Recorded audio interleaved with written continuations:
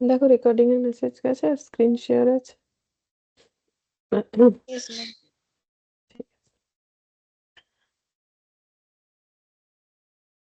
अच्छा देखो, आज हम लोग पढ़ेंगे ये वाला टॉपिक, ठीक है। ये वाला चैप्टर दिखाते हैं, एक सेकंड। ये वाला पढ़ रहे हैं हम लोग,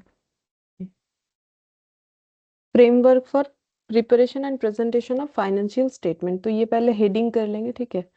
और इस पे कुछ थियोरेटिकल पॉइंट्स हमें याद रखना होता है, इस पे जो क्वेश्चन आएगा वो करना पड़ेगा।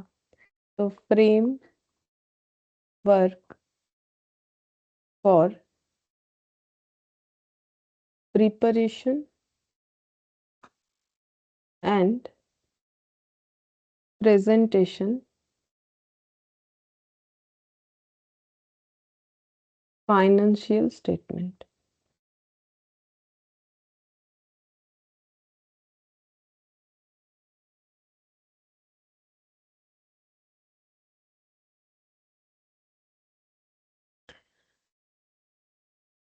ये जस्ट इंट्रोडक्शन के लिए लिखो, the framework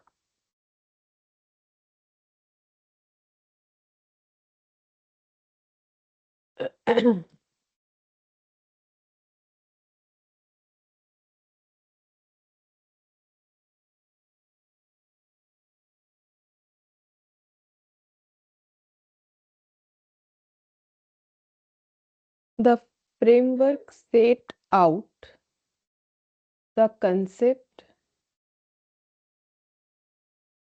underlying the preparation and presentation of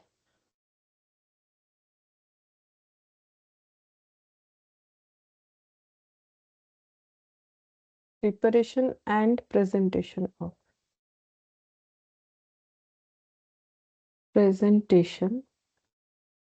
of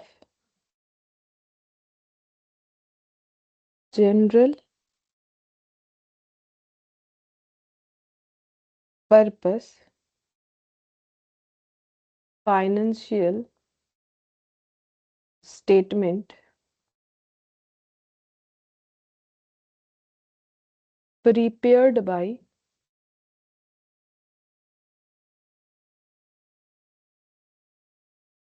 enterprise for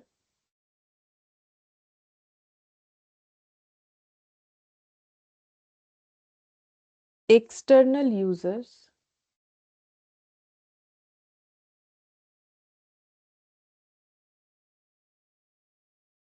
the main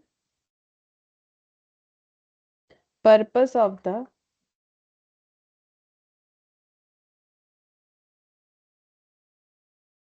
framework is to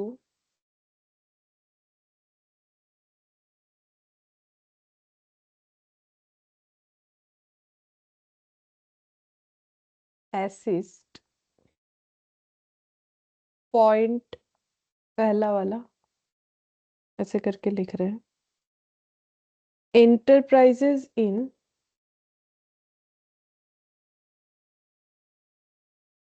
preparation of their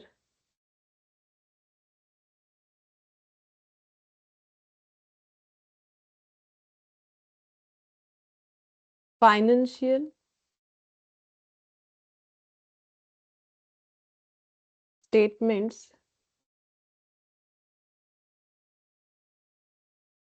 in compliance with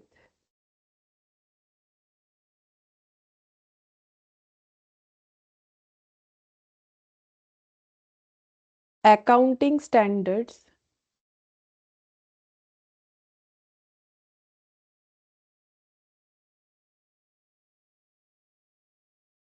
जहां जहां अकाउंटिंग स्टैंडर्ड होगा उसको हम लोग एस लिख लेंगे, ठीक है। And in dealing with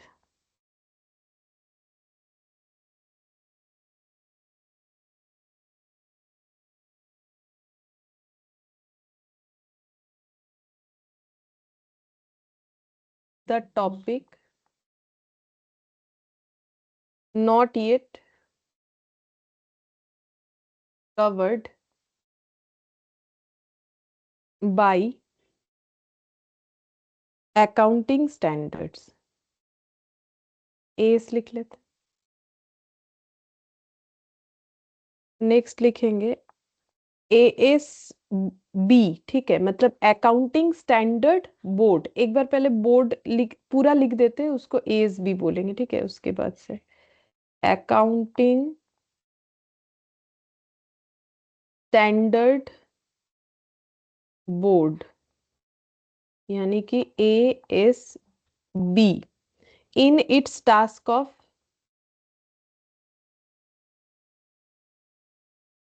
development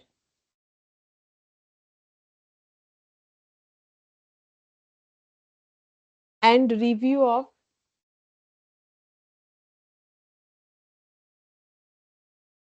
accounting standard. Accounting Standard Board is promoting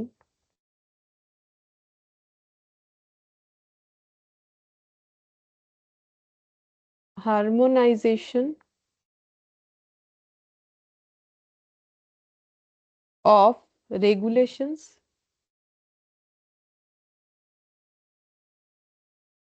accounting standard and procedures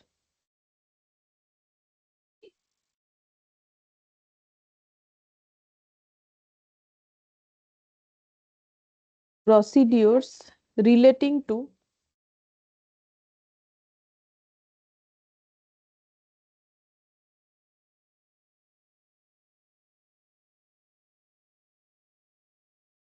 preparation and presentation of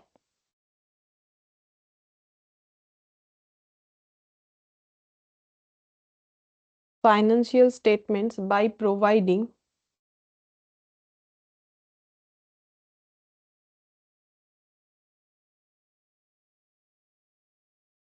a basis for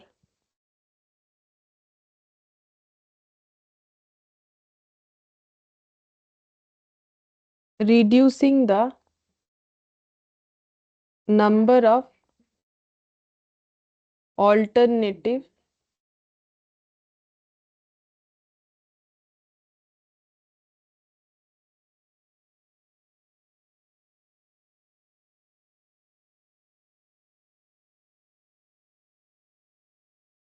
accounting treatments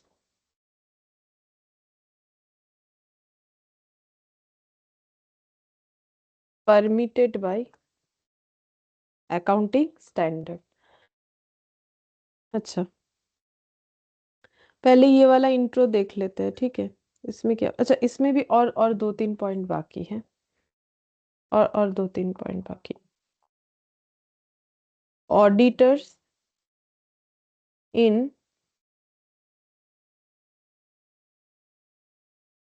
forming an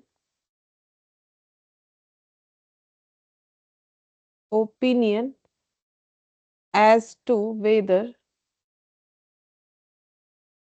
financial statement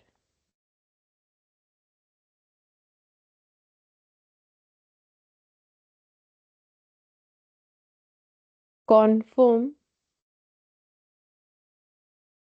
to the ACE। Users in interpretation of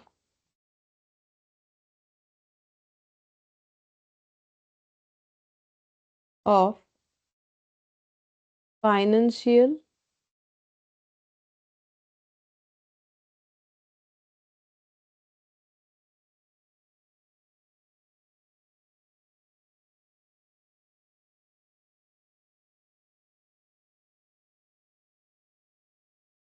financial statement. अच्छा,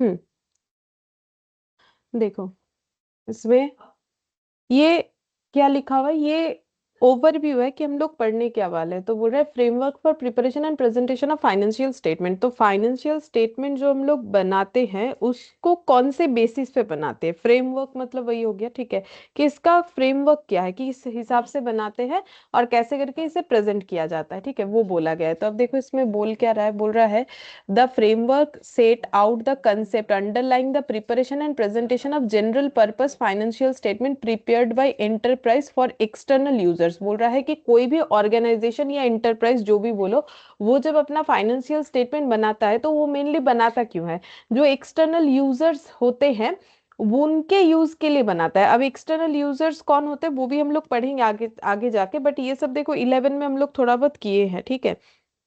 external users में जैसे आ जाता है creditor हो सकता है, investor हो सकता है, ठीक है, और बैंक हो सकता है, गवर्नमेंट हो सकता है, ठीक है, ये सब एक्सटर्नल यूजर्स है। ये किसी भी ऑर्गेनाइजेशन का फाइनेंशियल स्टेटमेंट पढ़ना चाहते हैं, क्यों चाहते हैं उसका डिटेल्स भी हम लोग अभी पढ़ेंगे। जैसे कि देखो गवर्नमेंट देखेगा कि भाई ये इंटरप्राइज टैक्स वैक्स सही तरीके से भर रहा है कि नहीं भर रहा है, तो वो फाइनेंशियल स्टेटमेंट चेक करेगा, ठीक है, कि क्या कर रहा है नहीं कर रहा है। कोई इन्वेस्टर देखेगा कि भाई लॉस मेकिंग कंपनी है कि प्रॉफिट मेकिंग कंपनी है, सप्लायर कितने दिन का क्रेडिट पीरियड देगा, वो सारी चीजों को सोचेगा कि भाई कितना अच्छा कंपनी कितना कैश आउटफ्लो करवा पाएगी जरूरत पे। तो ये सारे रीजन की वजह से क्या होता है कि एक्सटर्नल यूजर्स को समझ में आए इस हिसाब से फाइनेंशियल स्टेटमेंट को बनाया जाता है, ठीक है। तो पर्पस क्या है फाइनेंशियल स्टेटमेंट का, एक्सटर्नल यूजर समझ में पाए इस वजह से, ठीक है। अब ये फाइनेंशियल स्टेटमेंट बनाने के लिए हमें या फिर इसको कैसे प्रेजेंट करना है उसके लिए हमें एक फ्रेमवर्क दिया गया है, उसके बेसिस पे हम लोग अपना फाइनेंशियल स्टेटमेंट को बनाएंगे जो कि एक्सटर्नल यूजर्स के लिए यूजफुल होगा। The main purpose of the framework is to assist. तो मेन पर्पस क्या है वो यहाँ पर लाइन बाय लाइन लिखा हुआ है। सबसे पहले बोला है enterprise in preparation of their financial statement in compliance with accounting standard and in dealing with the topic not yet covered by S. तो बोल रहा है कि इनको क्या करना है, जब भी ये लोग अपना फाइनेंशियल स्टेटमेंट बनाएंगे तो इन्हें एस के हिसाब से चलना पड़ेगा। मतलब जैसे कोई एएस में कुछ फाइनेंशियल स्टेटमेंट को किस तरीके से प्रिपेयर करना है, कोई पॉइंट को अगर बता दिया है, ठीक है, जैसे हम लोग इतना सारा एएस पढ़े, जैसे एएस 10 जो कि पीपी के बारे में बताता है, ठीक है, तो फिक्स्ड एसेट को कैसे हम लोग रिवैल्यूएशन मॉडल होता है, कॉस्ट मॉडल होता है, तो ये सब एएस 10 में बताया। तो जब हम लोग अपना फिक्स्ड एसेट का प्रेजेंटेशन करेंगे तो एएस 10 फॉलो करेंगे। तो वही चीज बोल रहा है कि फाइनेंशियल स्टेटमेंट जब प्रिपेयर किया जाएगा तो एएस के अकॉर्डिंग, एएस के साथ एक्ट पर होके या फिर कंप्लायंस विद एएस होके हमें उसे डील करना पड़ेगा। And with the topic not yet covered by S, और अगर कोई टॉपिक ऐसा है जो एस के अंदर कवर नहीं है तो भी उसको कैसे करना है उस हिसाब से चलेगा, ठीक है। फिर बोल रहा है accounting standard board in its task of development of review of S, ठीक है। फिर बोल रहा है कि कौन मतलब ये सारे चीजों को मेंटेन कौन करता है, बोल रहा है कि अकाउंटिंग स्टैंडर्ड बोर्ड, ठीक है, वो ये सारे चीजों को रिव्यू करता है एस का और उसको जरूरत पे डेवलपमेंट भी करता है। फिर बोल रहा है एएसबी मतलब accounting standard board is promoting harmonisation of regulation as regulation S and procedures relating to preparation and presentation of financial statement. बोल रहा है कि जब प्रिपरेशन किया जाता है या प्रेजेंट किया जाता है फाइनेंशियल स्टेटमेंट को, ठीक है, तो फिर अकाउंटिंग स्टैंडर्ड बोर्ड क्या प्रोमोट करता है कि सबको एक ही जैसा चीज यूज करे, ठीक है। मतलब अलग अलग अगर कोई अपना फाइनेंशियल स्टेटमेंट किसी एक तरीके से कोई मतलब रूल्स रेगुलेशन सबके लिए अगर एक नहीं होगा तो अलग अलग लोग अलग अलग तरीके से बनाएंगे तो फिर कंपेरेबल नहीं होगा, ठीक है, समझना मुश्किल हो जाएगा। तो वही बोल रहे हैं ASP is promoting harmonisation of regulations S and procedures relating to preparation and presentation of financial statement by providing a basis for reducing the number of alternative accounting treatment permitted by S, ताकि क्या हो alternative accounting treatment जो S में permitted है वो reduce हो, ठीक है। मतलब अगर एक ही जैसा रूल्स रेगुलेशंस होगा ना तो फिर बार बार जो है अलग अलग तरीके से लोग प्रिपेयर नहीं करेंगे, तो इससे कंपैरिजन करना आसान होगा, कंपेरेबल होगा, अंडरस्टैंडेबिलिटी भी बढ़ेगा। फिर बोल रहा है auditor in forming an opinion as to whether financial statement conform to the S. तो ऑडिटर को ऑडिट करने के लिए लगाया जाएगा ताकि वो ये कंफर्म कर सके वो कि एस जो है फॉलो हुआ है कि नहीं, इस बात को वो बोल सके। अगर नहीं फॉलो हुआ है तो वो क्वालिफाइड रिपोर्ट दे देगा, तुम लोग ऑडिट में ये सब पढ़ते होगे। फिर बोल रहे users in interpretation of financial statement, और ऐसा करके फाइनेंशियल स्टेटमेंट बनाया जाएगा ताकि जो यूजर्स होंगे वो उसे इंटरप्रेट कर पाए, ठीक है। अच्छा अब देखो इसके बाद हमें कुछ छोटा छोटा पॉइंट पढ़ना है इसमें, ठीक है। तो सबसे पहले कंपोनेंट ऑफ फाइनेंशियल स्टेटमेंट ये पढ़ेंगे हमने।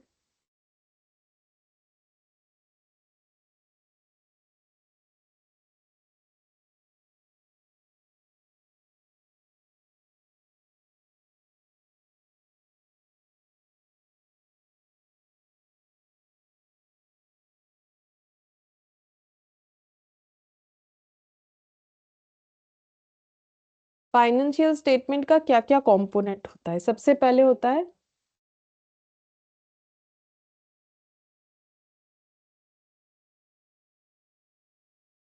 Balance sheet.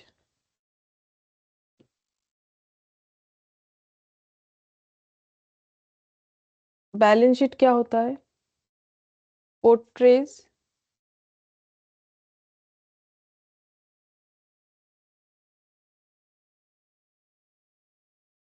वैल्यू ऑफ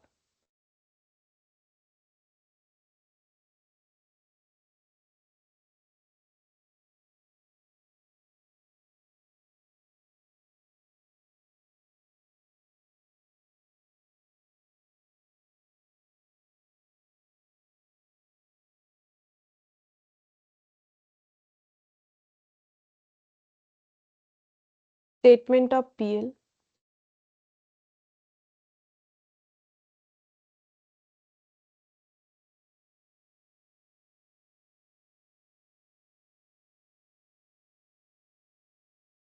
एक मिनट है।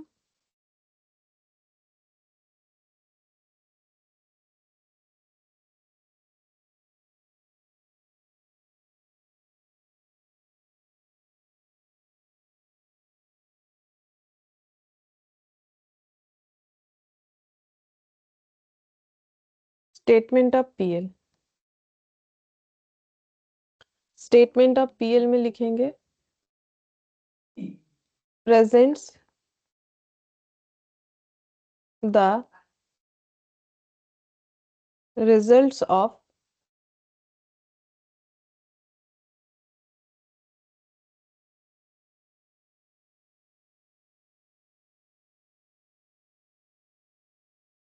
Operation of an enterprise.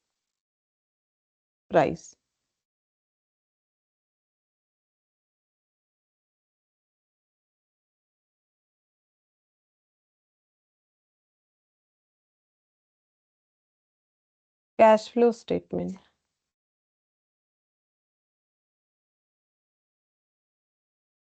shows the way an enterprise generates cash and uses it. Notes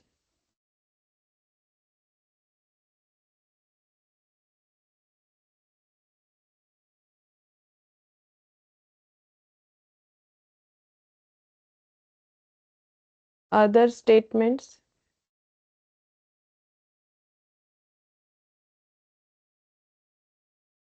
and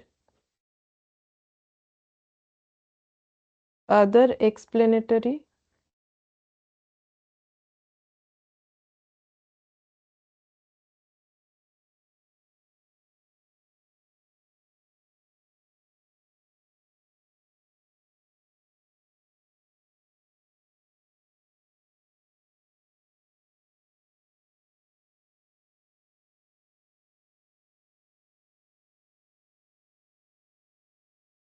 notes, other statement and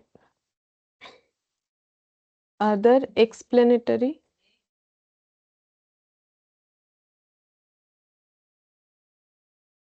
materials.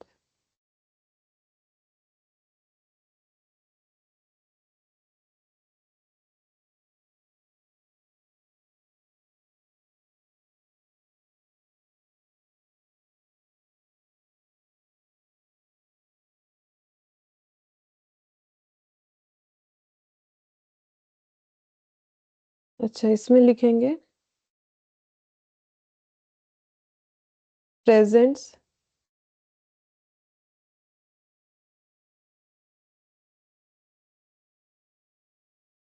Supplementary information explaining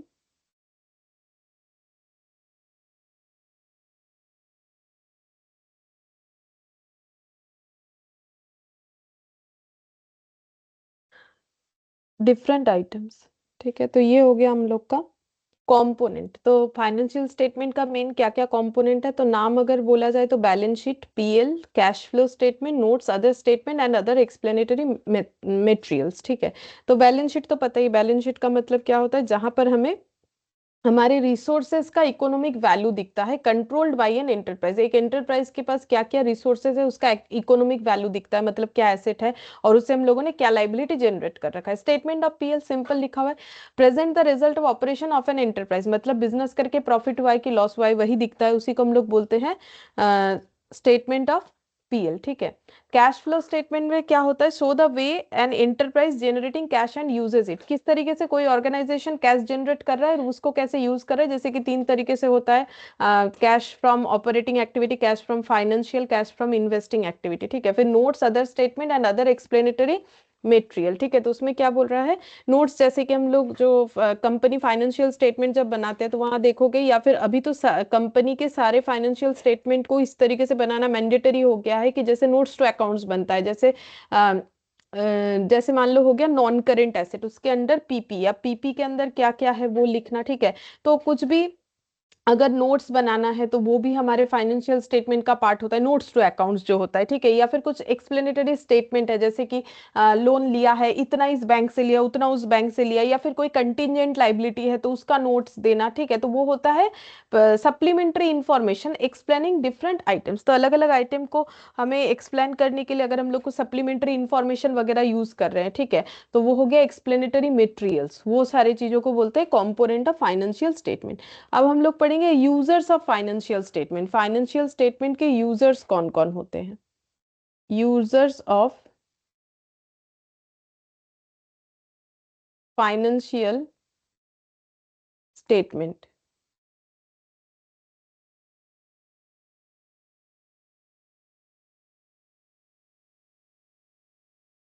investor. ठीक है, जो investor है वो होते हैं financial statement के user. Analysis of performance,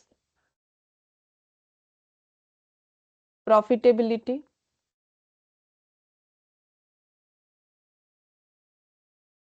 financial position of company.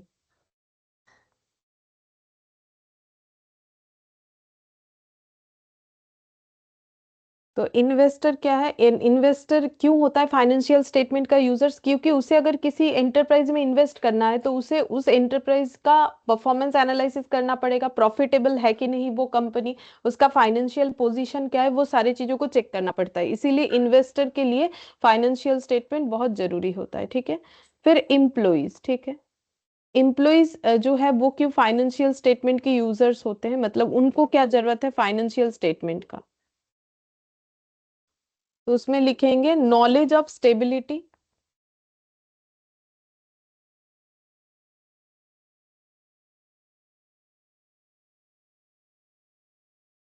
Continuity, growth. ठीक है, मतलब कोई भी इम्प्लॉय किसी कंपनी में जो काम करेगा तो उसको ये पता होना चाहिए ना, कंपनी ऐसा तो नहीं है आज ओपन हुआ कल बंद हो जाएगा, मतलब कंपनी कितना स्टेबल है, कंपनी कितना कंटिन्यू है अपने एक्टिविटी में, और कंपनी जो है कितना ग्रोथ है उसमें। अगर ग्रोथ नहीं होगा तो फिर उसका सैलरी वगैरह नहीं बढ़ेगा, एक ही जगह पे स्टक होके रहेगा। ठीक है, तो इसीलिए इम्प्लॉयज को भी बहुत जरूरी होता है कि वो फाइनेंशियल स्टेटमेंट को एक्सेस कर सके, तो ये लोग भी यूजर्स होते हैं फाइनेंशियल स्टेटमेंट का। फिर सप्लायर, क्रेडिटर। तो कोई क्रेडिट में अगर किसी ऑर्गेनाइजेशन को कुछ सप्लाई करेगा तो वो करेगा नहीं करेगा, क्योंकि कंपनी पैसा देने के लिए कैपेबल है नहीं है, तो ये सब के लिए उसका फाइनेंशियल स्टेटमेंट रीड करना पड़ेगा, तो इसीलिए ये भी फाइनेंशियल स्टेटमेंट के यूजर्स होते हैं। डिटर्मिनेशन ऑफ क्रेडिट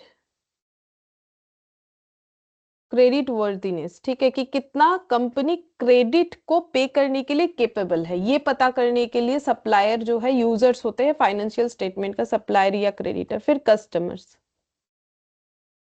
कस्टमर्स होते हैं क्योंकि उनको भी क्या देखना होता है कि हम जिस कंपनी का प्रोडक्ट यूज कर रहे हैं या फिर सर्विस ले रहे हैं वो कंपनी कितना स्टेबल है, ठीक है। ऐसा तो नहीं कि मैंने कुछ खरीद लिया उनसे, ठीक है, मान लो उसमें, मान लो मैंने कोई ऐसा चीज खरीदा जिसका मेंटेनेंस जो है करवाना पड़ता है, कंपनी बंद हो गया, फिर उसका मान लो उस प्रोडक्ट का पार्ट्स वार्ट्स मार्केट में नहीं मिलेगा ना, जैसे कंपनी बंद हो गया, जैसे होता है ना कि ये प्रोडक्ट का पार्ट्स नहीं मिलता है क्योंकि वो कंपनी बंद हो गया। तो फिर हमें कैसे कंपनी का चीज खरीदना चाहिए जिसका सर्विस हमें आगे जाके मिलेगा, ठीक है, जिसका बेनिफिट हमें मिलेगा अगर हम लोग कुछ खरीद रहे हैं। तो एनालिसिस ऑफ स्टेबिलिटी, प्रॉफिटेबिलिटी, ठीक है,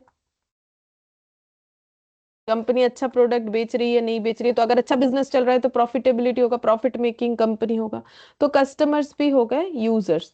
फिर हो जाएगा गवर्नमेंट। ये क्यों होते हैं users? Evaluation of entities performance and evaluation of entity's performance and contribution to social objectives।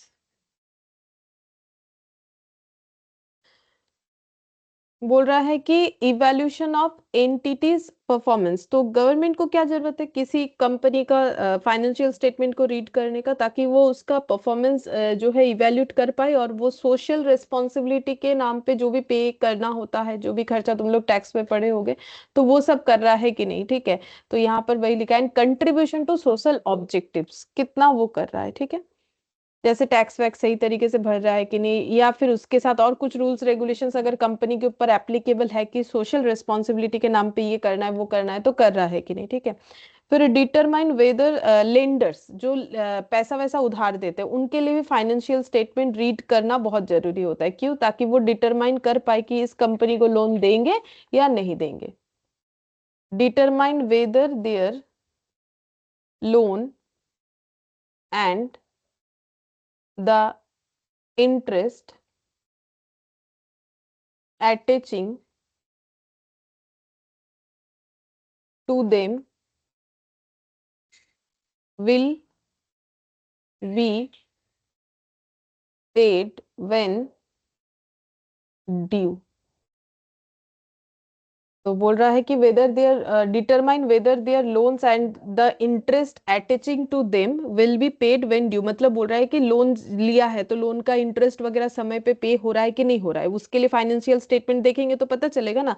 तो पहले अगर किसी का लोन पे नहीं कर रहा है तो दूसरा कोई लेंडर लोन नहीं देगा, तो कोई भी अगर लोन देगा तो उसके पहले वो चेक करेगा ना, बैंक भी चेक करेगा कि भाई इस इंसान को या इस ऑर्गेनाइजेशन को मुझे लोन देना चाहिए या नहीं देना चाहिए, क्या केपेबल है लोन का ईएमआई वगैरह भरने के लिए, ठीक है, या फिर इंटरेस्ट देने के लिए, जो भी हो। फिर पब्लिक के लिए भी फाइनेंशियल स्टेटमेंट जो है रीड कर, मतलब उसके लिए भी होना चाहिए एप्लीकेबल, कि पब्लिक भी फाइनेंशियल स्टेटमेंट का यूजर्स होगा किसी भी एंटरप्राइज का, ताकि वो डिटरमाइन कर पाए contribution to the local economy and public at large. मतलब देखो, कोई कंपनी कहीं ओपन हो रहा है, मतलब कोई ऑर्गेनाइजेशन नया कहीं बन रहा है, तो वहाँ जॉब वॉब क्रिएट होता है ना, तो उससे पता चलता है कि मतलब फाइनेंशियल स्टेटमेंट वगैरह अगर मार्केट में अवेलेबल होगा यूजर्स के लिए, ठीक है, तो उसमें एक पब्लिक भी होगी जो कि वो ये देखेगी कि लोकल इकोनॉमी के लिए ये कंपनी क्या कर रहा है, ठीक है, या फिर कहीं जॉब वॉब जनरेट हो रहा है कि नहीं इस कंपनी के थ्रू से। तो ये सब के लिए जो है पब्लिक को लिए भी फाइनेंशियल स्टेटमेंट जरूरी होता है। तो ये लोग हो गए फाइनेंशियल स्टेटमेंट के यूजर्स, ठीक है। अब इसके बाद हम लोग पढ़ेंगे फंडामेंटल अकाउंटिंग एजम्पशन। ये क्या होता है? ये भी ऑलरेडी हम लोगों ने पढ़ा हुआ है AS1 में। Fundamental accounting assumption,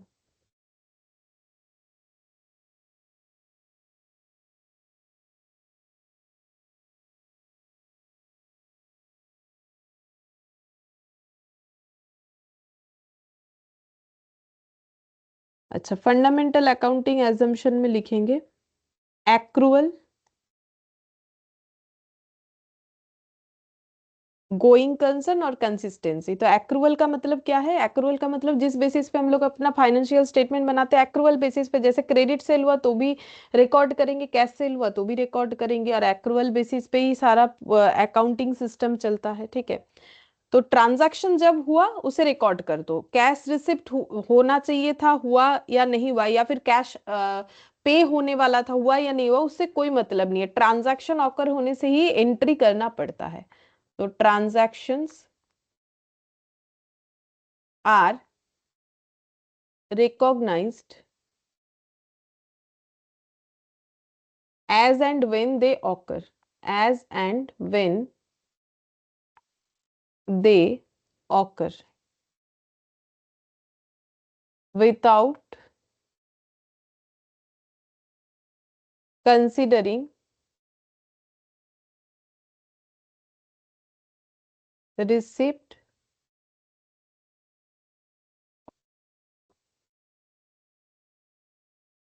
payment of cash। तो वही जो बोला मैंने वही लिखा है, without considering receipt and payment of cash. Cash मिला या नहीं मिला उससे कोई मतलब नहीं, हम लोग एक्रूअल बेसिस पे ट्रांजैक्शन होने से ही रिकॉर्ड कर देते हैं। इसीलिए तो क्रेडिट सेल, क्रेडिट परचेज, सारा चीज रिकॉर्ड होता है। जैसे कि हम लोग सैलरी, फाइनल अकाउंट्स बनता है तो हमें ड्यूरिंग द ईयर का करना पड़ता है, ठीक है। तो अगर सैलरी मैंने बाकी रखा है तो आउटस्टैंडिंग बोल के दिखा देते हैं, ठीक है। उसके बाद गोइंग कंसर्न। गोइंग कंसर्न का मतलब क्या होता है कि बिजनेस जो है, ऐसा नहीं कि आज ओपन हुआ कल बंद हो जाएगा, ऐसा नहीं है, ये चलता जाएगा। इस एजम्पशन को बोलते हैं गोइंग कंसर्न। तो enterprise will continue in operation in foreseeable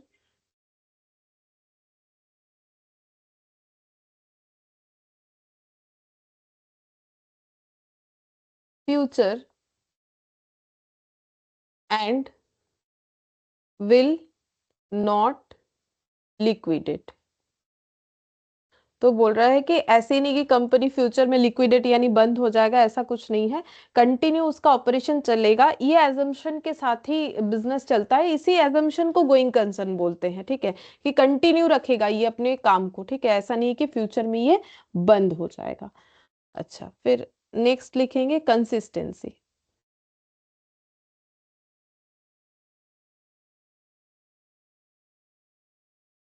consistency में using same accounting policy,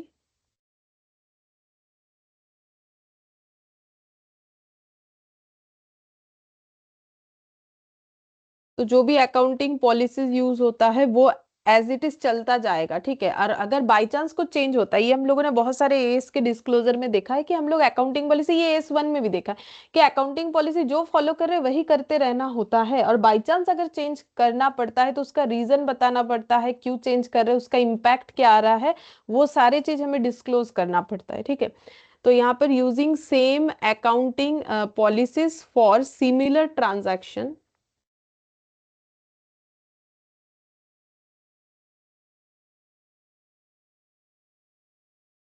in all accounting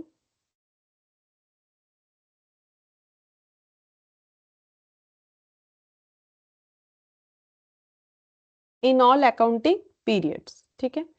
सारे अकाउंटिंग पीरियड्स में हमें क्या करना पड़ेगा? सेम अकाउंटिंग पॉलिसीज को ही यूज करना होता है, इसी को बोला जाता है कंसिस्टेंसी, ठीक है।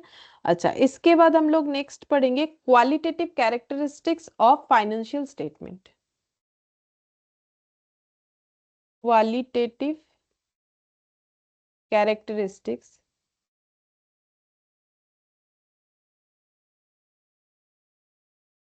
Of financial statements.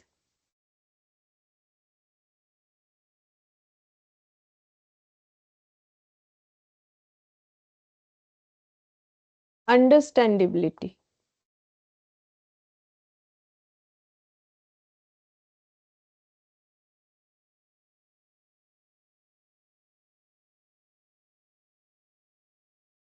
बोल रहा है कि ऐसा होना चाहिए कि वो सब कोई अंडरस्टैंड कर पाए कि क्या लिखा हुआ है, ठीक है। अगर किसी का रीजनेबल नॉलेज है बिजनेस के बारे में, ठीक है, तो एटलीस्ट उसको समझ में आ जाना चाहिए। हाँ, अगर किसी को कुछ भी नहीं पता है बिजनेस के बारे में, तो वो थोड़ी ना फाइनेंशियल स्टेटमेंट पढ़ के समझ पाएगा, नहीं पढ़ के समझ पाएगा। थोड़ा बहुत अगर किसी का नॉलेज होगा तो वो जरूर समझ पाएगा। तो उतना बेटर तरीके से प्रेजेंटेशन होना चाहिए ताकि लोगों को समझ में आए। तो information presented in presented in financial statement को हम शॉर्ट में एफएस लिख रहे हैं, should be readily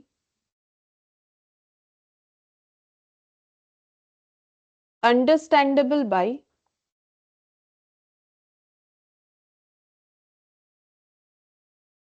the users with reasonable knowledge of business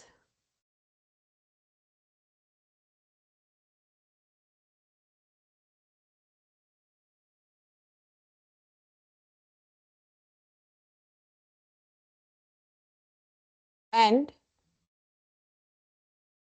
economic activities।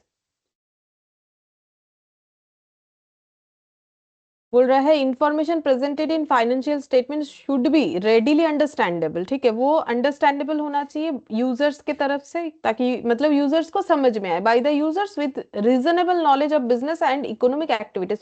लेकिन यूजर्स भी ऐसा होना चाहिए जिसका रीजनेबल नॉलेज हो बिजनेस में और इकोनॉमिक एक्टिविटीज के बारे में। अगर कुछ भी नहीं पता तो थोड़ी ना उसको पढ़ के वैसे भी कुछ नहीं समझ में आने वाला, ठीक है। लेकिन जिनको थोड़ा बहुत नॉलेज है उनको समझ में आ जाए इस तरीके से जो है रेडी होना चाहिए। तो वैसा क्वालिटी होना चाहिए फाइनेंशियल स्टेटमेंट का। फिर रेलिवेंस, ठीक है। रेलिवेंस क्या है? बोल रहा है कि फाइनेंशियल स्टेटमेंट एफएस लिखा मैंने फिर से, शुड कंटेन रेलिवेंट इंफॉर्मेशन। तो जो रेलिवेंट है वही इंफॉर्मेशन होना चाहिए।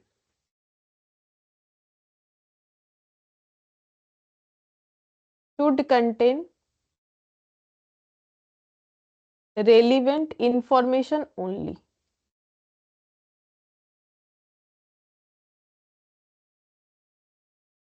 रेलिवेंट इंफॉर्मेशन ही होना चाहिए। Information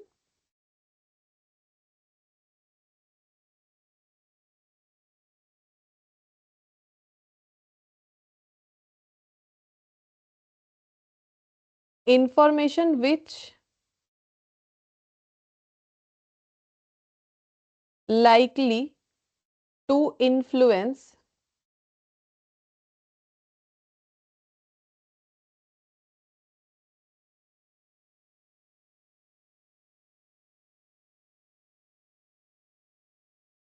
economic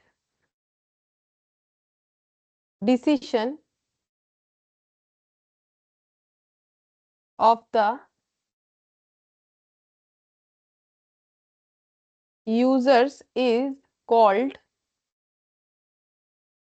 relevant। तो रेलिवेंस में क्या लिखा है? Financial statement should contain relevant information, मतलब रेलिवेंट इंफॉर्मेशन होना चाहिए फाइनेंशियल स्टेटमेंट में। इररेलिवेंट कोई भी चीज नहीं होना चाहिए। Information which likely to influence, relevant का मतलब ऐसा इंफॉर्मेशन जो which likely to influence the economic decision of the users is called relevant. मतलब ऐसा इंफॉर्मेशन होना चाहिए जो यूजर्स को हेल्प करेगा डिसीजन लेने में कि भाई हम इस कंपनी में इन्वेस्ट करें कि नहीं, अगर यूजर्स इन्वेस्टर है। अगर यूजर सप्लायर है कि हम मटेरियल सप्लाई करें कि नहीं, या जो भी सप्लाई करना चाहता है, ठीक है। अगर यूजर्स डेटर है तो वो उनका गुड्स परचेस करे कि नहीं, ठीक है। तो इस चीज को बोलते हैं रेलिवेंस। तो वो यूजर्स के ऊपर डिपेंड करेगा कि रेलिवेंसी मतलब किस पॉइंट ऑफ व्यू से रेलिवेंसी का बात हो रहा है, ठीक है। लेकिन रेलिवेंट का मतलब ताकि वो अपना डिसीजन ले पाए, जो भी यूजर्स है वो अपना डिसीजन ले पाए। फिर रिलायबिलिटी, रिलायबिलिटी का मतलब हो जाएगा information must be reliable. Information must be reliable. Information जो है वो रिलायबल मतलब ट्रस्ट कर सके ऐसा होना चाहिए। दैट इज टू से they must be free from material error and बायस। ठीक है, मतलब बोल रहा है कि इंफॉर्मेशन जो है वो रिलायबल होना चाहिए। रिलायबल का मतलब जो फ्री फ्रॉम मेटेरियल एरर होना चाहिए। ठीक है, मतलब कोई एरर नहीं होना चाहिए, एरर फ्री इंफॉर्मेशन होगा तो ही रिलायबल होगा। और दूसरा है कि उस इंफॉर्मेशन में कोई बायसनेस नहीं होना चाहिए। ठीक है, उसको हम लोग बोलते हैं रिलायबल इंफॉर्मेशन। फिर नेक्स्ट हम लोग पढ़ेंगे कंपेरेटिबिलिटी।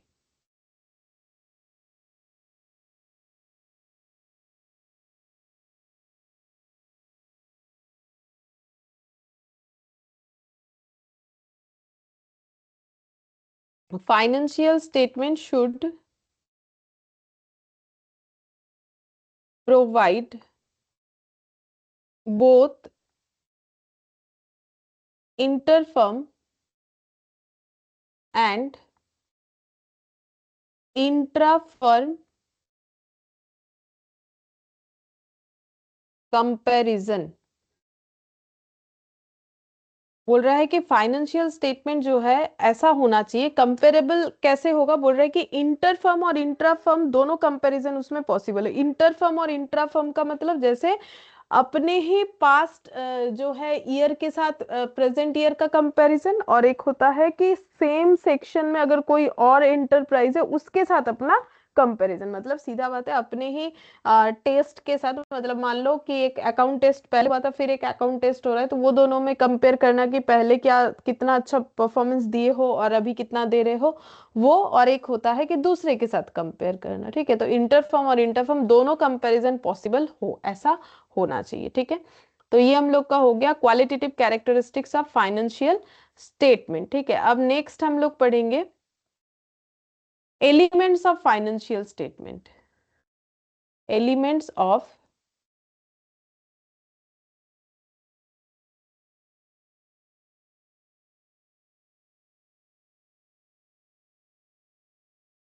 एलिमेंट्स ऑफ फाइनेंशियल स्टेटमेंट, सबसे पहले आएगा asset. Resource controlled bye,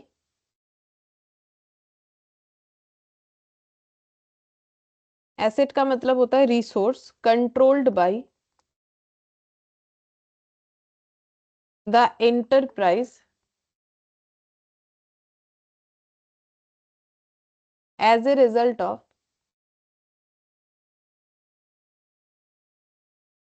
past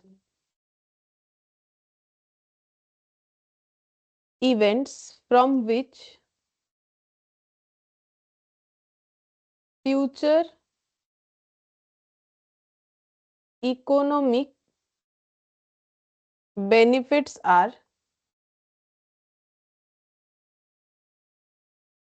expected to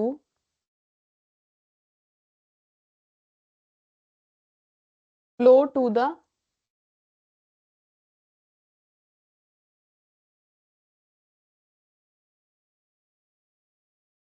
enterprise।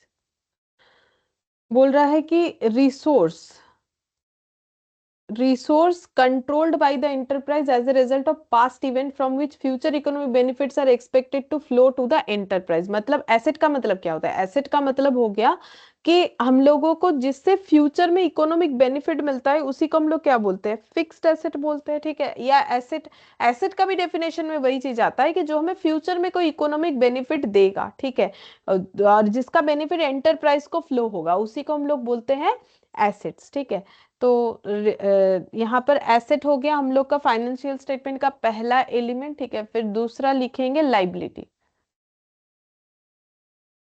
तो लाइबिलिटी क्या है, जैसे एसेट रिसोर्स होता है तो लाइबिलिटी ऑब्लिगेशन होता है। ठीक है, तो लाइबिलिटी में लिखेंगे present obligation of the enterprise, present obligation of the enterprise arising from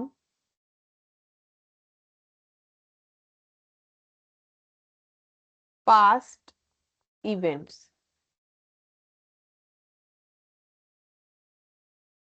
the settlement of which is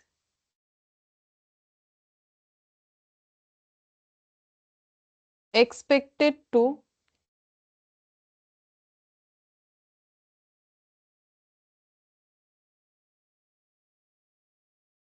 result in an outflow of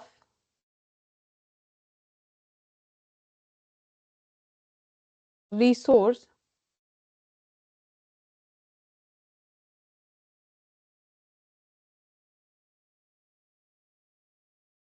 embodying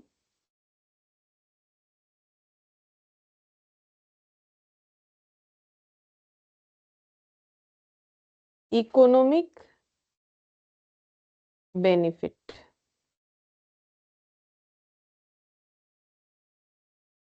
तो लाइबिलिटी का मतलब क्या है? प्रेजेंट ऑब्लिगेशन है किसी भी एंटरप्राइज का, अराइजिंग फ्रॉम पास्ट इवेंट, मतलब पास्ट में कोई, जैसे कि हम लोगों ने कुछ परचेज किया तो उसका पेमेंट नहीं किया था, ठीक है, बाद में करेंगे बोल के, तो फिर हमारा क्रेडिटर जनरेट हुआ था, तो क्रेडिटर का पैसा हमें पे करना, ये मेरा ऑब्लिगेशंस दिख रहा है।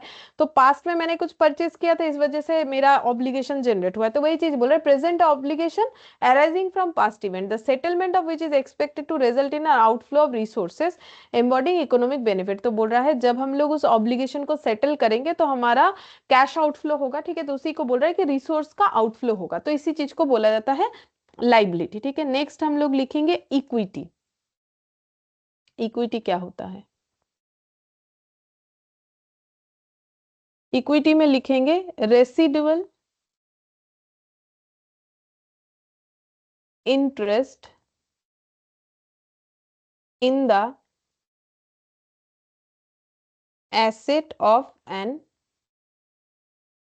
एंटरप्राइज आफ्टर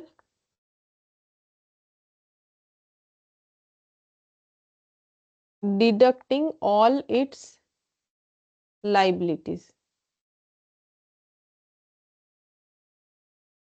इक्विटी का मतलब है, बोल रहा है कि residual interest in the asset of an enterprise after deducting all it's liability. मतलब ये क्या हो गया, जैसे देखो यहाँ पर फिक्स्ड एसेट, ठीक है, करंट, हम सिंपल दिखा रहे हैं, फिक्स्ड एसेट करंट एसेट ये टी शेप में दिखा रहे हैं, ठीक है, नॉर्मली कंपनी का तो टी शेप में होगा नहीं, होता ही नहीं है, ठीक है, फिर भी ये समझाने के लिए। अब इधर मान लो non current liability, current liability, और इधर आ जाता है जैसे अगर कंपनी है तो equity share capital, preference share capital, ये सब आ जाता है। तो बोल रहे रेसिड्यूल मतलब बचा हुआ वैल्यू, ठीक है, residual interest in the asset, asset का जो बचा हुआ है, तो टोटल एसेट से अगर हम लोग ये नॉन करेंट लाइबिलिटी और करेंट लाइबिलिटी को माइनस कर देंगे तो एसेट का जो रेसिडुअल वैल्यू आएगा वो हमारी इक्विटी के साथ बराबर होगा after deducting all it's liability, ठीक है, वही हमारा क्या आता है, इक्विटी आता है। तो वही चीज यहाँ पर बोल रखा है कि इक्विटी का मतलब क्या होगा। अच्छा, इसके बाद लिखेंगे इनकम और गेन। इनकम और गेन, इनकम और गेन में लिखेंगे increase in economic benefit, increase in economic benefit, benefits during the accounting period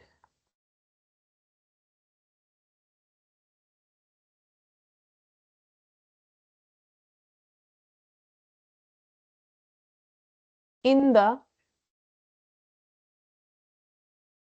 form of inflows or enhancement of asset, inflows or enhancement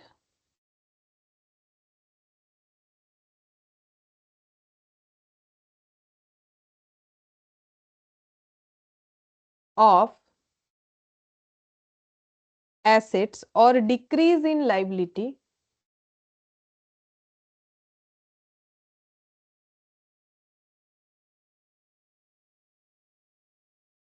liabilities that result in increase in equity other than those relating to contributions from equity participants.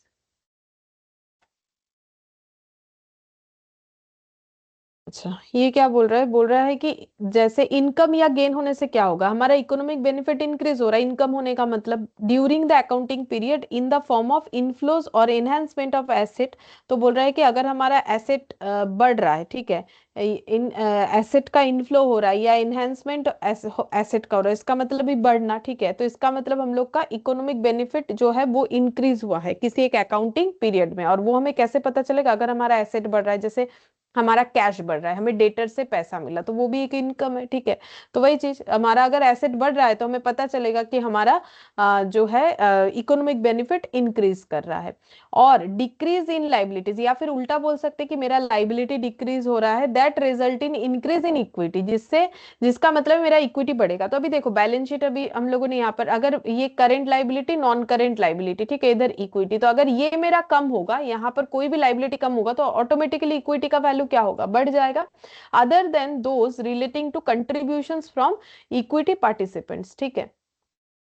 तो इसमें इसका मतलब क्या है, देखो यहाँ पर क्या बोल रहा है, इसमें बोल रहा है कि increase in equity other than those, वो इक्विटी बढ़ेगा, ठीक है, अदर देन दोज, वो वाला नहीं बढ़ेगा, ठीक है। कौन सा वाला, relating to contributions from equity participants, मतलब अगर नया कोई शेयर इशू हुआ है उससे जो पैसा मिल रहा है वो उस तरीके से नहीं, मतलब देखो बात ये है कि कैसे करके बढ़ेगा, हम बता रहे, जैसे देखो नॉर्मल जब कोई फाइनल अकाउंट्स करते हो 11 में, जो सोल प्रोप्राइटर वाला, उसमें क्या करते हो, कैपिटल में नेट प्रॉफिट जब आता है तो मेरा कैपिटल का वैल्यू बढ़ जाता है। तो मतलब इस तरीके से बढ़ेगा, मेरा नेट प्रॉफिट या नेट लॉस की वजह से कम हो सकता है, क्योंकि यहाँ पर इनकम या गेन आ रहा है, तो नेट प्रॉफिट बोल रहे हैं, तो इस तरीके से बढ़ेगा।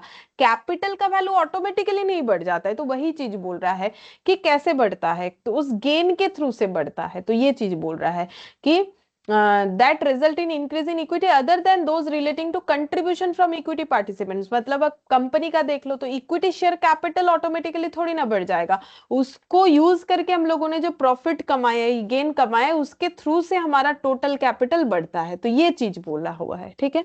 फिर इनकम एंड गेन के बाद लिखेंगे एक्सपेंसेस और लॉसेस, एक्सपेंसेस और लॉसेस, लॉस लिख दिया, ठीक है। Decrease in economic benefit, decrease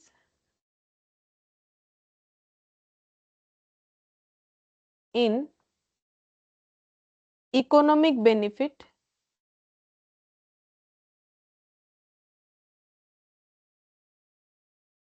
during the accounting period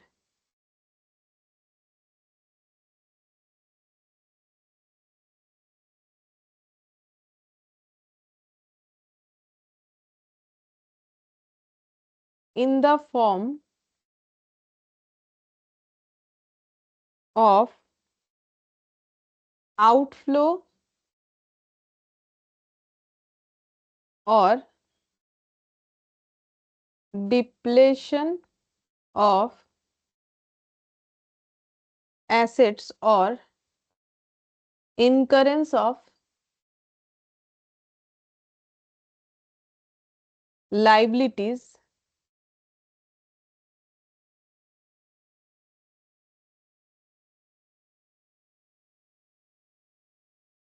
that result in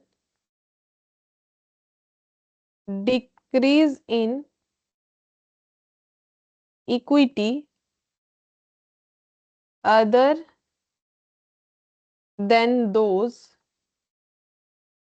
relating to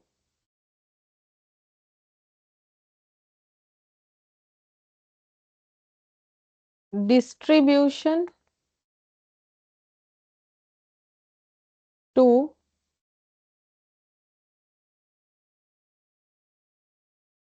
equity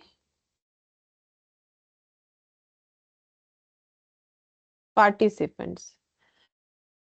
expenses और लॉसेस का मतलब क्या है? जैसे इनकम या गेन का मतलब है कि मेरा इक्विटी बढ़ेगा, ठीक है, कैपिटल बढ़ेगा, तो डिक्रीज, एक्सपेंसेस और लॉसेस का मतलब है decrease in economic benefit during the accounting period in the form of outflow और डिप्लेशन ऑफ एसेट। तो अगर मेरा मतलब मेरा आउटफ्लो ज्यादा हो रहा है, ठीक है, इनकम से, तो फिर मेरा लॉस दिखेगा बिजनेस में, या फिर मेरा एसेट कम होते जा रहा है, और increases of liabilities that result in decrease in equity, या फिर लाइबिलिटी बढ़ रहा है तो मेरा इक्विटी कम हो रहा है, other than those relating to distribution to equity participants, मतलब वही वाला बोला है, सेम चीज, ठीक है, कि उस तरीके से इक्विटी पे डायरेक्ट उस तरीके से इंपैक्ट, जैसे बिजनेस में लॉस हुआ तो कैपिटल का वैल्यू कम हो जाएगा, जैसे 100 रुपए कैपिटल लगाया था, 10 रुपए का लॉस हुआ तो कैपिटल कम होके 90 हो गया, ठीक है, तो वो 10 का इम्पैक्ट वहां दिया बोल के हो गया, अपने आप नहीं होता है, ठीक है, ये हो गया। अच्छा, अब नेक्स्ट हम लोग यहाँ पर पढ़ेंगे measurement of element in financial statement. Measurement of elements in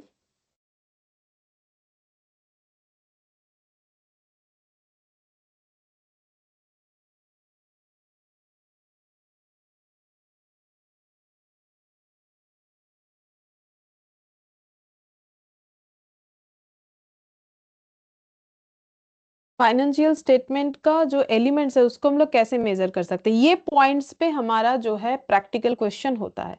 जैसे हिस्टोरिकल कॉस्ट पे होता है, हिस्टोरिकल कॉस्ट का मतलब जिस पे हम लोगों ने उसे परचेस किया था उस चीज को, तो ये हो जाएगा acquisition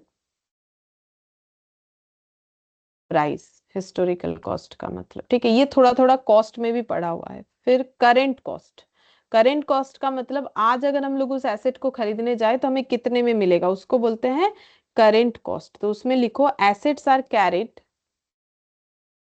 assets are carried at the amount,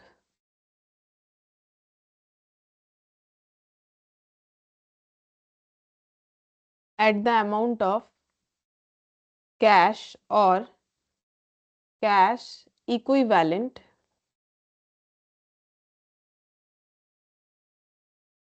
that would have to be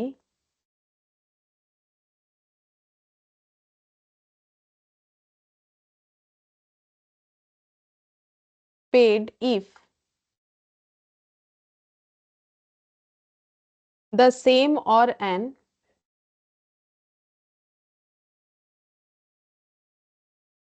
equivalent asset is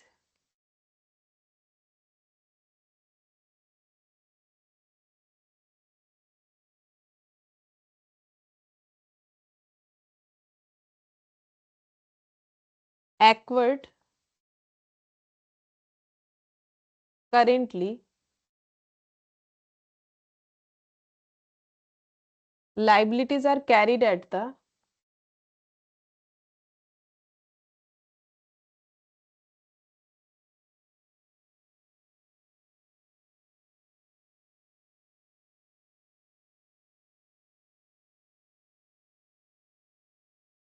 undiscounted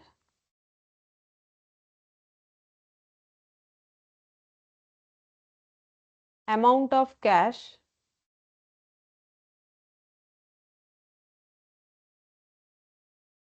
or cash equivalent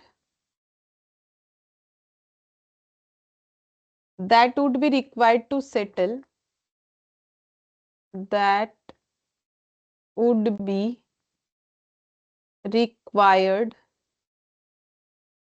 to settle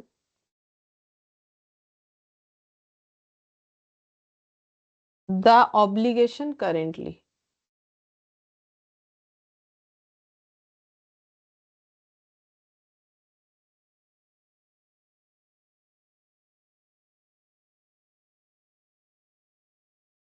तो करेंट कॉस्ट का मतलब क्या बोला है, asset are carried at the amount of cash और cash equivalent. Asset को हम लोग कैसे दिखाते हैं, किसी एक वैल्यू पे दिखाते हैं, चाहे वो कैश हो या कैश इक्विवेलेंट हो।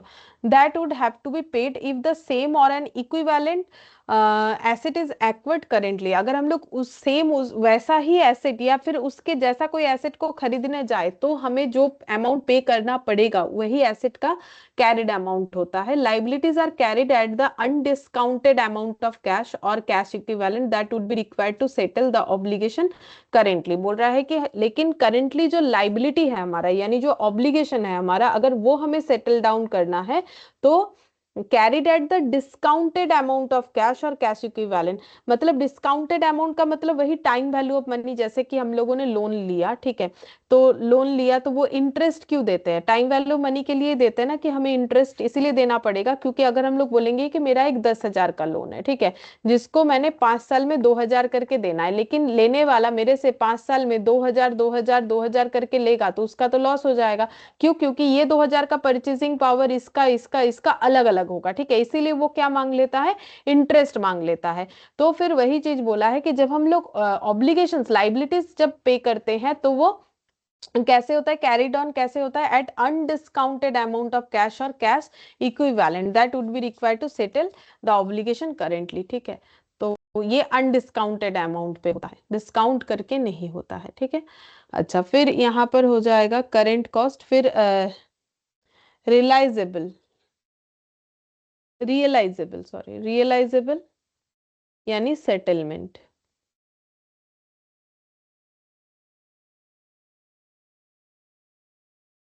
For asset amount currently realisable amount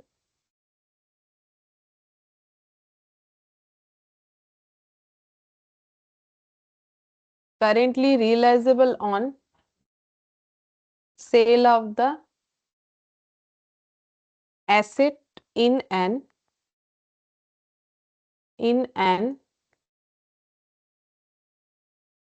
orderly disposal. For liabilities, this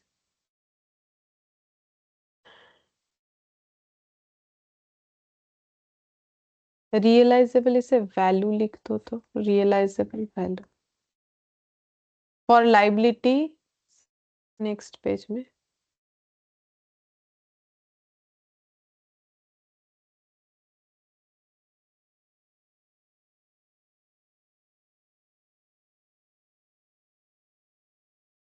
for liabilities this is the undiscounted amount expected to be paid on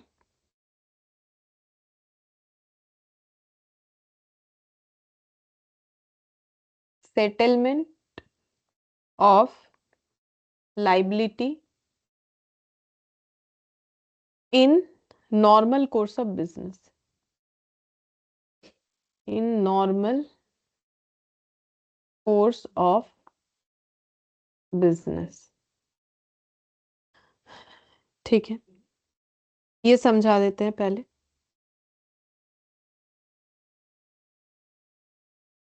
बोल रहा है कि रियलाइजेबल वैल्यू का मतलब क्या? रियलाइजेबल वैल्यू का मतलब जो है,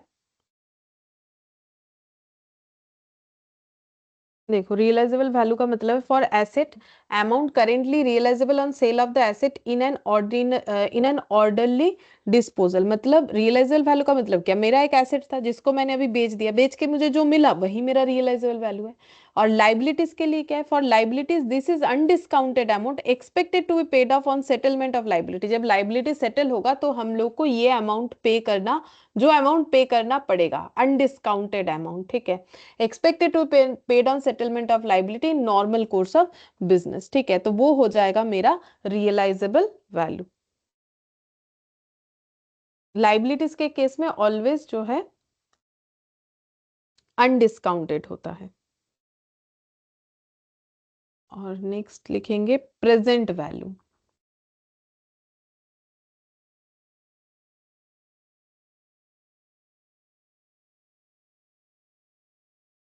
प्रेजेंट वैल्यू में लिखो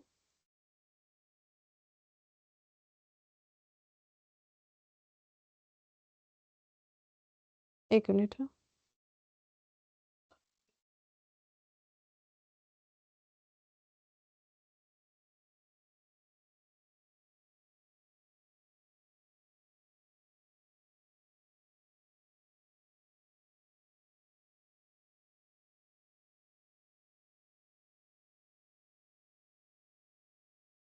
अच्छा, प्रेजेंट वैल्यू में लिखेंगे assets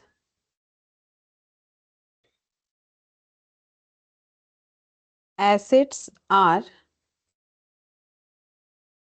carried at present value of future net cash flows generated by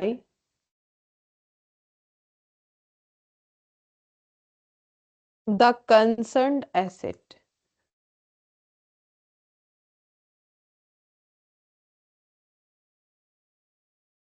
in the normal course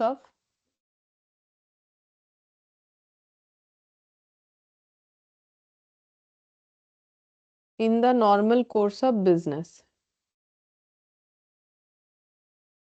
Liabilities are carried at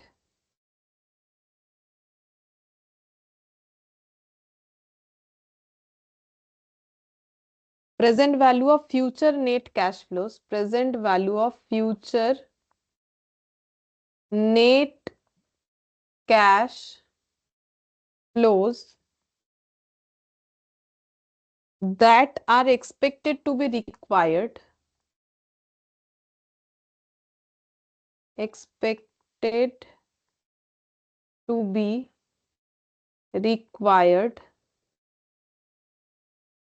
to settle the liability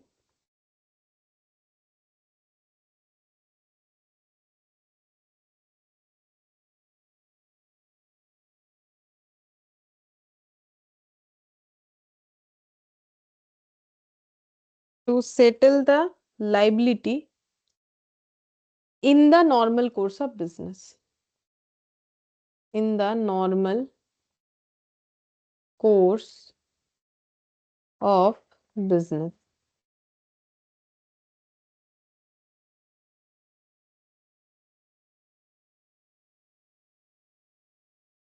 देखो प्रेजेंट वैल्यू क्या बोल रहा है, assets are carried at present value of future net cash flows generated by the concerned asset in the normal course of business.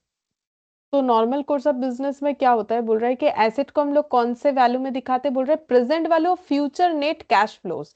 मतलब future में इस asset को बेचने से मुझे जो भी पैसा मिलेगा उसका आज का वैल्यू, जैसे अगर हम 2 साल बाद किसी एसेट को बेचेंगे तो मुझे मान लो 2,000 रुपए मिलेगा, लेकिन उस 2,000 का आज का प्रेजेंट वैल्यू मेरा मान लो है 1700। ठीक है, तो मेरा एसेट कितने का दिख रहा है, 1700 का दिख रहा है by the concern asset in the normal course of business. तो नॉर्मल कोर्स ऑफ बिजनेस में हमारा जो प्रेजेंट वैल्यू का मतलब क्या है कि फ्यूचर में जो हमें कैश फ्लो मिलने वाला है, जनरेट होने वाला है, उसका प्रेजेंट वैल्यू पे हम लोग एसेट को दिखाते हैं। बट लाइबिलिटी का केस क्या बोल रहा है, liabilities are carried at present value of future net cash flows that are expected to be required to settle the liability in the. तो लाइबिलिटी का भी सेम है, बोल रहा है कैसे लाइबिलिटीज का कैरिड ऑन वैल्यू जो है वो कैसे दिखता है, present value of future net cash flows. ठीक है, फ्यूचर में मुझे जो भी कैश आउटफ्लोज करवाना है, ठीक है, that are expected to be required to settle, जो कैश फ्लो मुझे चाहिए ताकि उस पैसे को जो पैसा मेरे पास होगा उसको लेके हम पे करके मेरा लाइबिलिटी सेटल कर पाए। ठीक है, तो सभी का प्रेजेंट वैल्यू में दिखता है। ठीक है,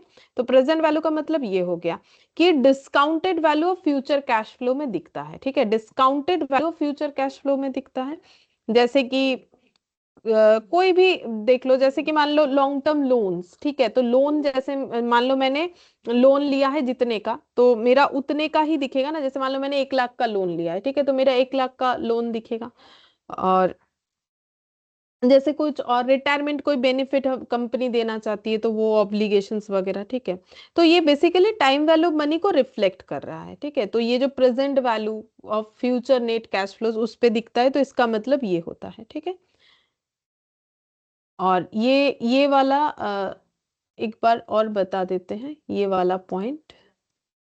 देखो ये जैसे कि हिस्टोरिकल कॉस्ट, तो हिस्टोरिकल कॉस्ट का मतलब जैसे हम लोगों ने एसेट को जिसमें परचेस किया था, ठीक है, जैसे हम लोगों ने कोई मशीन परचेस किया था, उसका इंस्टॉलेशन कॉस्ट वगैरह पे किया था, ठीक है। तो ये सारे कॉस्ट को जब हम लोग ऐड कर लेते हैं तो उसको हम लोग बोलते हैं हिस्टोरिकल कॉस्ट। तो मेजरमेंट ऑफ एलिमेंट मतलब जो भी एलिमेंट्स होता है फाइनेंशियल स्टेटमेंट में, अब एलिमेंट्स में क्या क्या आता है, जैसे कि एसेट, तो एसेट को कैसे मेजर कर सकते हैं, हिस्टोरिकल कॉस्ट में जिसमें वो एक्वायर हुआ था, तो ये चीज बोल रहा है। फिर जो है, अब हिस्टोरिकल कॉस्ट का डिसएडवांटेजेस भी कुछ होता है, जैसे कि देखो, हम लोगों ने जिस पे परचेस किया तो उस पे तो दिखा दिया, बट हम लोग अगर हिस्टोरिकल कॉस्ट को ही फॉलो करते हैं ना, तो हम लोग मार्केट वैल्यू को इग्नोर कर देते हैं, ठीक है, इन्फ्लेशन वगैरह को इग्नोर कर देते हैं, तो ये हो जाता है हमारा एक प्रॉब्लम। और बेनिफिट क्या होता है पता है हिस्टोरिकल कॉस्ट पे रिकॉर्ड करने से, कि हम लोग आइडेंटिफाई इजीली कर सकते हैं कि इस चीज को इस इतने से परचेस किया था, ठीक है, और रिलायबल होता है हमारे लिए ज्यादा। तो वही चीज बोल रहा है। अब जो करेंट कॉस्ट था वो क्या बोला था, देखो करेंट कॉस्ट का मतलब, जैसे कि आज मेरा एक मशीन है, उसको हम रिप्लेस करना चाहते हैं, ठीक है, तो मुझे जो अमाउंट पे करना पड़ेगा, या फिर सेम उसी तरीके के मशीन्स को खरीदने के लिए मुझे जो पे करना पड़ेगा, उसको हम लोग बोलते हैं करेंट कॉस्ट, ठीक है। तो करेंट कॉस्ट का मतलब हो गया कि एसेट जो है, आज खरीदने जाओ तो जो वैल्यू पे करना पड़ेगा, उस वैल्यू को हम लोग करेंट एसेट बोल रहे हैं, ठीक है, करेंटली। तो asset are carried at the amount of cash और cash equivalent that would have to be paid if the same, मतलब जो एसेट कैरी ऑन हो रहा है हमारे बुक्स ऑफ अकाउंट्स पे जो भी अमाउंट पे, ठीक है, उसी चीज को सेम और उसी के जैसा इक्विवेलेंट एसेट को अगर हम लोग एक्वायर करने जाएंगे करेंटली, ठीक है, तो हमें जो पे करना पड़ेगा जो अमाउंट, उसी को हम लोग बोलते हैं करेंट कॉस्ट, ठीक है।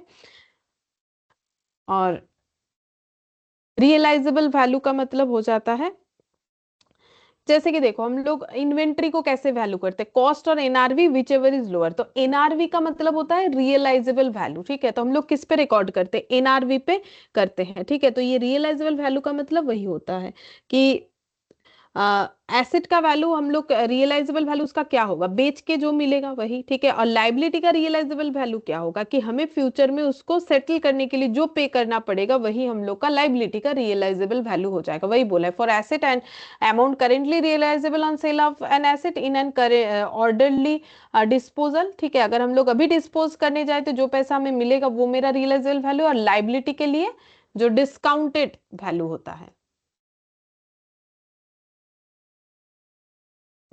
लाइबिलिटीज के लिए देखो हैंग हो गया था, इज द अनडिस्काउंटेड, जो undiscounted amount expected to be paid on settlement of liability in normal course of business, ठीक है। अच्छा, नेक्स्ट और एक पॉइंट बाकी है, नेक्स्ट हेडिंग करो।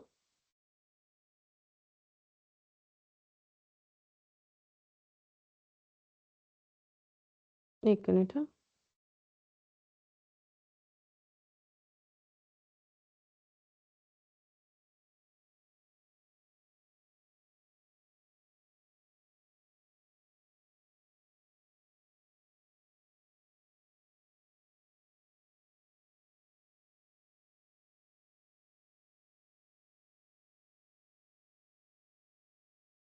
Financial capital maintenance.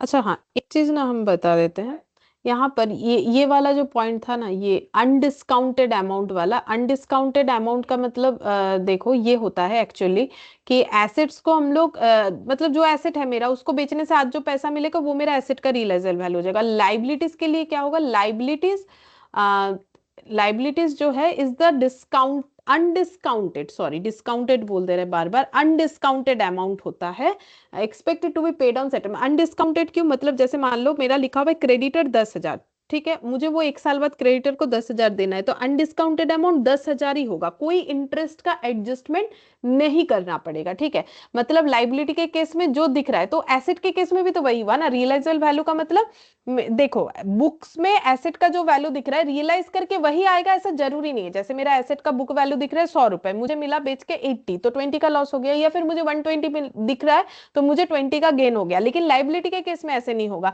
मेरा कोई डिस्काउंट मतलब मेरा जो अमाउंट है वो ना तो कम होगा ना तो ज्यादा होगा, अनडिस्काउंटेड अमाउंट होगा, मतलब जो है वही मेरा पे ऑफ करना पड़ेगा। ठीक है, तो वही लाइबिलिटीज हमेशा यहाँ पर भी बोला है, लाइबिलिटीज का कैरिड ऑन वैल्यू क्या होता है, अनडिस्काउंटेड अमाउंट ऑफ कैश और कैश इक्विवेलेंट होता है, that would be required to settle at the settle the obligation currently. ठीक है, तो करेंट कॉस्ट का मतलब आज का वैल्यू, तो लाइबिलिटी का करेंट कॉस्ट अनडिस्काउंटेड वैल्यू होता है। एसेट का करेंट कॉस्ट क्या होता है कि आज हम लोग उस एसेट को खरीदने जाएंगे तो हमें क्या पे करना पड़ेगा, कितना अमाउंट पे करना पड़ेगा, सेम उसी तरीके का एसेट्स को अगर हम लोग खरीदने जाएंगे। ठीक है, तो ये हो जाता है उसका मतलब। ठीक है, तो अनडिस्काउंटेड का मतलब होता है फ्यूचर का जो भी कैश फ्लोज होगा। ठीक है, अब वो कैश फ्लो इनफ्लो भी हो सकता है, आउटफ्लो भी हो सकता है, उसमें कोई डिस्काउंटिंग फैक्टर अप्लाई नहीं होगा, तो उसको बोलते हैं अनडिस्काउंटेड। और डिस्काउंटेड मतलब जिसमें फ्यूचर में डिस्काउंटिंग फैक्टर अप्लाई होगा, जैसे ये प्रेजेंट वैल्यू। अब प्रेजेंट वैल्यू निकालने जाओगे तो फिर हमारा क्या होगा,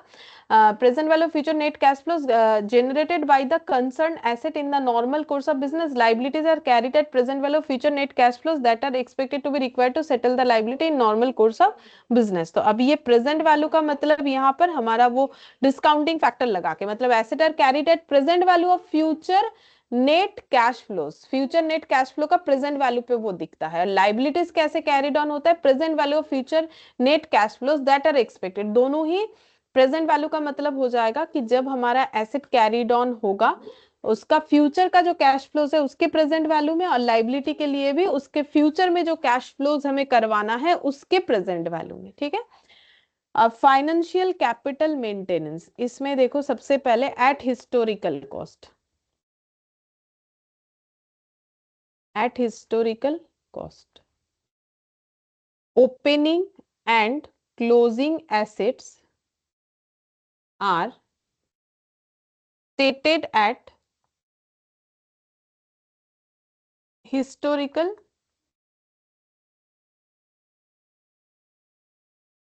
cost। नेक्स्ट लिखो at current purchasing power, restatement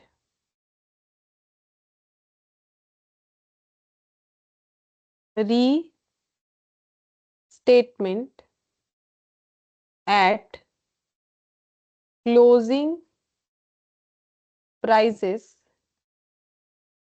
using average price indices.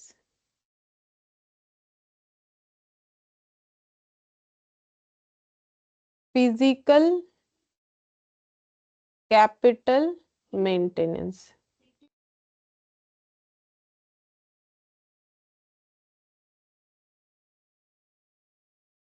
Restatement at closing prices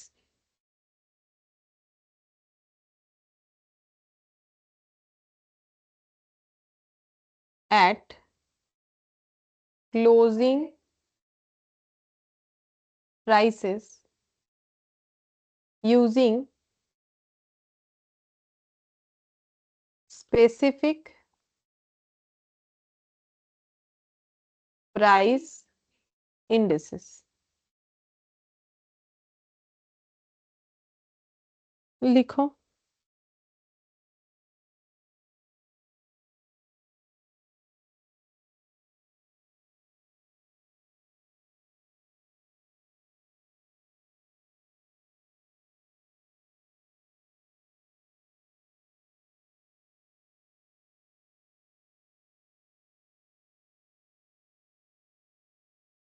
देखो फाइनेंशियल कैपिटल मेंटेनेंस का मतलब क्या है, ये एक्चुअली है कि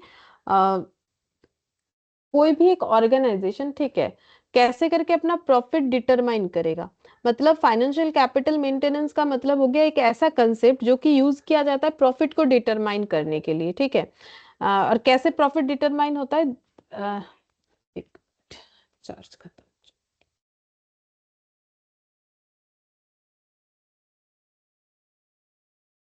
बोल रहा है कि by ensuring that a business has maintained its financial capital before recognising income, ठीक है, कि अपना कैपिटल, मतलब बेसिकली देखो फाइनेंशियल कैपिटल मेंटेनेंस, इसका मतलब एक लाइन में अगर चाहे लिखना तो लिख सकते हैं।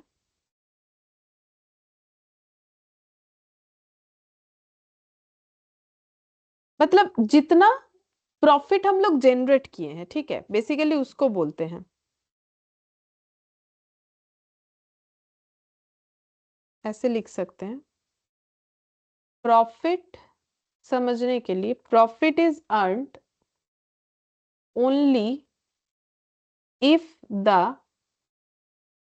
Financial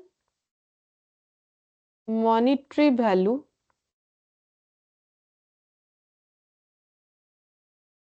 net asset at the end of the period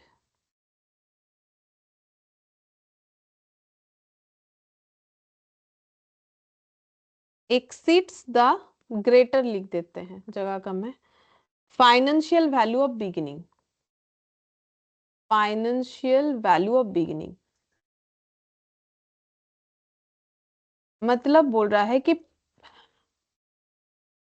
profit earn हुआ है, ये हम लोग कब मानते हैं, फाइनेंशियल कैपिटल मेंटेनेंस के अंदर प्रॉफिट अर्न हुआ है तभी मानते हैं कि पहले जो हमारा नेट एसेट था, अगर किसी एक पीरियड में वो वैल्यू हमारा बढ़ जा रहा है स्टार्टिंग से, मतलब मैंने 100 रुपए बिजनेस में लगाया था, अब मेरा वो 120 हो गया, तो इसका मतलब प्रॉफिट अर्न हुआ है, सिंपल यही चीज बोल रहा है, ठीक है। तो कैपिटल जैसे हमारा जो बढ़ रहा है वो हमारा मॉनिटरी टर्म में दिखना चाहिए, इस चीज को बोला जा रहा है, ठीक है, इसको हम लोग बोलते हैं फाइनेंशियल कैपिटल मेंटेनेंस, ठीक है। अब ये कैसे कैसे होता है, तो ये देखो यहाँ पर बोला हिस्टोरिकल कॉस्ट में होता है, opening and closing assets are stated at historical cost. तो ये ना हम लोग अभी क्वेश्चन करने से पता चलेगा कि हम लोग ओपनिंग या क्लोजिंग एसेट्स को हमेशा हिस्टोरिकल कॉस्ट पे दिखाएंगे, ठीक है। और करंट परचेजिंग पावर, तो बोल रहे हैं restatement at closing price using average price indices, तो बोल रहे हैं करंट परचेसिंग पावर जो है वो, ये क्वेश्चन करने से और भी अच्छे से समझ में आएगा, उसे हमें क्लोजिंग प्राइस में या एवरेज प्राइस में दिखाना पड़ेगा। और ये बोल रहा है फिजिकल कैपिटल मेंटेनेंस में restatement at closing price using specific price indices, तो हमें क्या करना पड़ेगा, रीस्टेटमेंट करना पड़ेगा क्लोजिंग प्राइसेस का। तो ये देखो ये ना ऐसे नहीं समझ में आएगा, ये क्वेश्चन करोगे तो ही हमें समझ में आएगा, ठीक है, अदरवाइज नहीं आएगा। और ये बाकी सब ना हमें थियोरेटिकली पूछ लेता है, जैसे कि मान लो हमें कैसे पूछ सकता है, तो यहाँ पर हम दिखा देते कैसे पूछ लेता है हमें क्वेश्चन, रुको यहाँ पर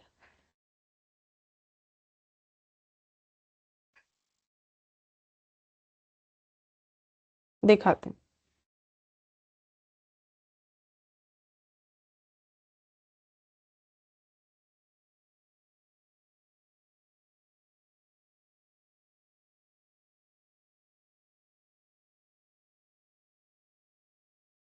यहाँ बहुत एग्जाम्पल है, उससे हम लोग सीखेंगे, ठीक है। फिलहाल यहाँ पर देखते हैं, ये देखो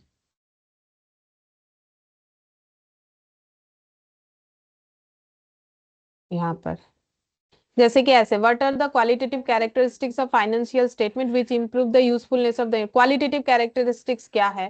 फिर यहाँ पर ये जो क्वेश्चंस जिस तरीके से पूछा है ना, ये सारे जैसे कोई भी यहाँ मनी मेजरमेंट कंसेप्ट बता दो, या फिर फंडामेंटल अकाउंटिंग एजम्पशन क्या है, तो कुछ भी इस तरीके का हमें थियोरेटिकल चीज पूछ सकता है, ठीक है। अच्छा, अब यहाँ पर ये जो कुछ एमसीक्यू है ये एक बार देख लेते हैं। एमसीक्यू में देखो यहाँ पर क्या बोला है, बोल रहा है कि the going concern concept assumes that The business can continue in operational existence of the foreseeable future. The business cannot continue in operational existence for the foreseeable future. The business is continuing to be profitable. The business cannot continue if it is not able to earn profit. तो going concern का मतलब क्या है बोलो?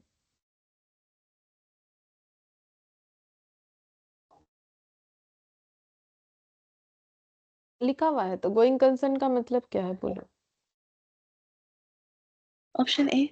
Option है, ठीक है, कि बिजनेस फ्यूचर में चलता जाएगा, इसी को बिजनेस कैन कंटिन्यू, और यहाँ पर कैन नॉट कंटिन्यू, बाकी सारा चीज सेम है, तो ये तो होगा ही नहीं। बिजनेस इज प्रॉफिटेबल होगा ऐसा जरूरी नहीं, लॉस भी हो सकता है, बट बिजनेस चलना चाहिए। The business can not continue if it is not able to earn profit, ऐसा भी नहीं है, ठीक है। लॉस होने से भी एबल टू अर्न है, फिर लॉस से प्रॉफिट, प्रॉफिट से लॉस, कुछ भी हो सकता है, बट कंटिन्यू होना चाहिए। Two principal qualitative characteristics of financial statement are, तो दो प्रिंसिपल क्वालिटेटिव कैरेक्टरिस्टिक्स क्या है? Understandability, materiality, relevance and reliability. Relevance and materiality, comparability और मेटेरियलिटी, कौन सा सबसे इंपॉर्टेंट लग रहा है बोलो? Option B. ऑप्शन बी, ठीक है, रेलिवेंस और रिलायबिलिटी। तो डेटा मेरा रेलिवेंस और रिलायबल होना चाहिए। अंडरस्टैंडेबल है कि नहीं वो तो देखो यूजर्स के नॉलेज के ऊपर डिपेंड कर रहा है। कौन सा फैक्ट मेटेरियल होगा वो भी ऑर्गेनाइजेशन टू ऑर्गेनाइजेशन वेरी करता है। किसी के लिए 1 लाख का अमाउंट भी मेटेरियल नहीं है, किसी के लिए 1,000 भी मेटेरियल हो सकता है, ठीक है। तो ये सब तो वेरी कर जाएगा, बट रेलिवेंस और रिलायबिलिटी ये सबसे इंपॉर्टेंट होता है, ठीक है। बाकी जो है ये जैसे कि रेलिवेंस एंड मेटेरियल, तो मेटेरियलिटी आ गया, फिर कंपेरेबल है कि नहीं मेटेरियलिटी, तो सबसे इंपॉर्टेंट है रेलिवेंस और रिलायबिलिटी। फिर थर्ड नंबर पे बोला है all of the following are component of financial statement except, सारा फाइनेंशियल स्टेटमेंट का कंपोनेंट है, कौन सा नहीं है? Balance sheet, statement of PL, human responsibility report, social responsibility report, कौन सा नहीं है?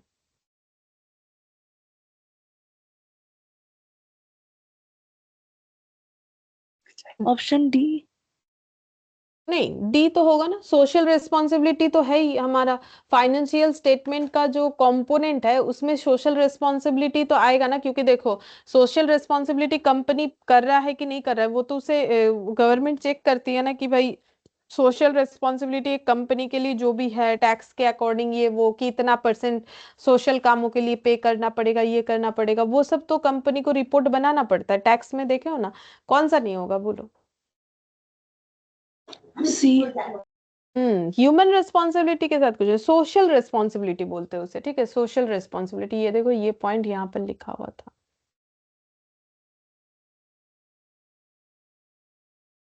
एक था ना यहाँ पर, कि ये देखो सोशल ऑब्जेक्टिव्स फॉलो कर रहा है कि नहीं वो देखना पड़ता है गवर्नमेंट को, ठीक है।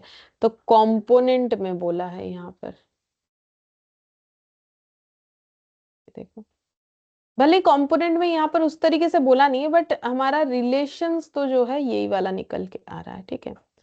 तो ये हो जाएगा ह्यूमन रिस्पॉन्सिबिलिटी। फिर बोल रहा है an accounting policies can be changed if the change is required by statute or accounting standard for more appropriate presentation of financial statement, both A and B, by statute as well as accounting standard। बोल रहा है accounting standard, accounting policy हम लोग चाहे तो change कर सकते हैं if the change is required. क्यों चेंज किया?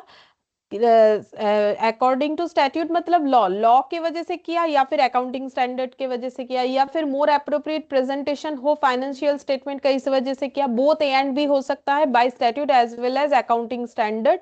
ये कौन सा सही है? तो ये देखो AS1 में हम लोगों ने पढ़ा था, कोई अगर अपना अकाउंटिंग पॉलिसी चेंज करता है तो क्यों करेगा? Option C. ऑप्शन सी, ठीक है, उस लॉ के साथ एट पर होने के लिए, या AS के साथ, या फिर अपना प्रेजेंटेशन फाइनेंशियल स्टेटमेंट का बेटर करने के लिए कर सकता है। वैल्यू ऑफ इक्विटी में चेंज ड्यू टू, इक्विटी का वैल्यू कब चेंज होता है? अभी हम लोगों ने आज पढ़ा, कंट्रीब्यूशन फ्रॉम और distribution to equity participants, income earned, expense incurred, all the three. Change होने का मतलब कम भी हो सकता है, ज्यादा भी हो सकता है। अगर हम लोगों ने शेयर इशू किया तो हमें जो है cash to equity share capital करके हमारा जो है इक्विटी का वैल्यू बढ़ सकता है। अगर हम लोगों ने प्रॉफिट कमाया तो हमारा कैपिटल के साथ वो ऐड होके बढ़ सकता है। अगर हम लोग का एक्सपेंस हो गया तो फिर लॉस हो सकता है, मतलब वैल्यू गिर सकता है। ऑल ऑफ द थ्री, कौन सा होगा answer? Option D. Option D, all of the three होगा। ठीक है, अब एक क्वेश्चन करते हैं, देखो क्वेश्चन नंबर 1।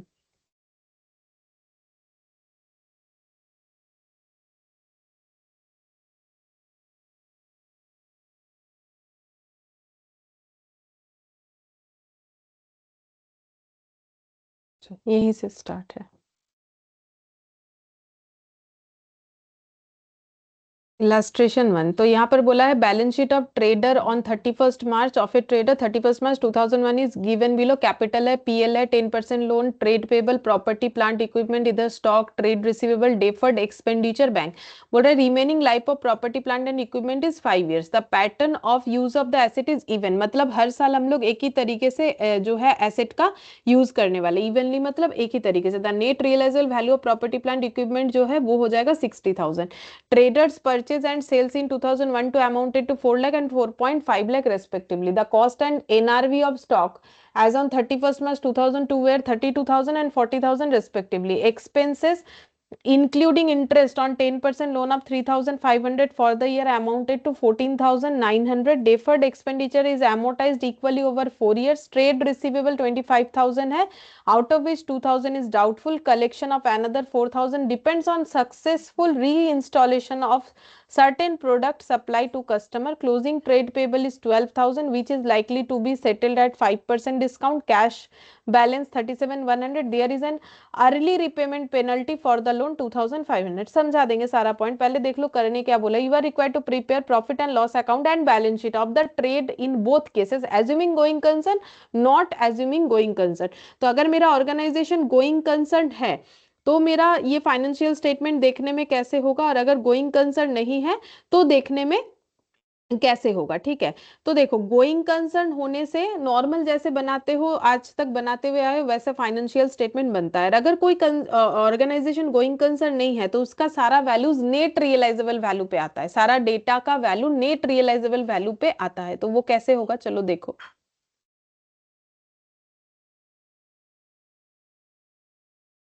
यहाँ पर profit and loss account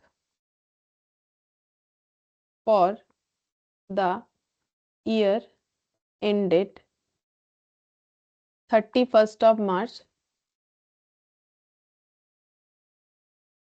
year कौन सा,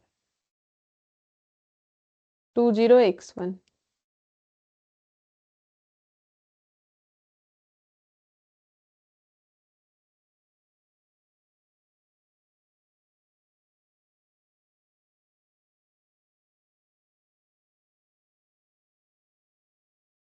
केस 1, केस 2, मतलब गोइंग कंसर्न और नॉट गोइंग कंसर्न। ठीक है, और एक बन जाएगा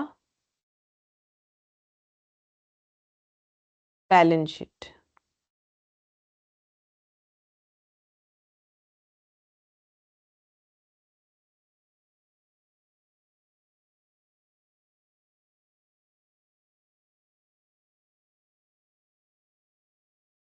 अच्छा, देखो कैसे होगा। सबसे पहले देखते हैं पीएल में हम लोग का क्या क्या जाएगा। तो यहाँ पर एसेट्स में तो है कैपिटल है, पीएल है। अच्छा, रिमेनिंग लाइफ है प्रॉपर्टी का इतना। अच्छा, ये देखो स्टॉक, तो ये जो स्टॉक है हमें कौन से ईयर का बनाने के लिए बोला है, 2001 का दिया है, हमें कौन से ईयर का बनाने के लिए बोला है।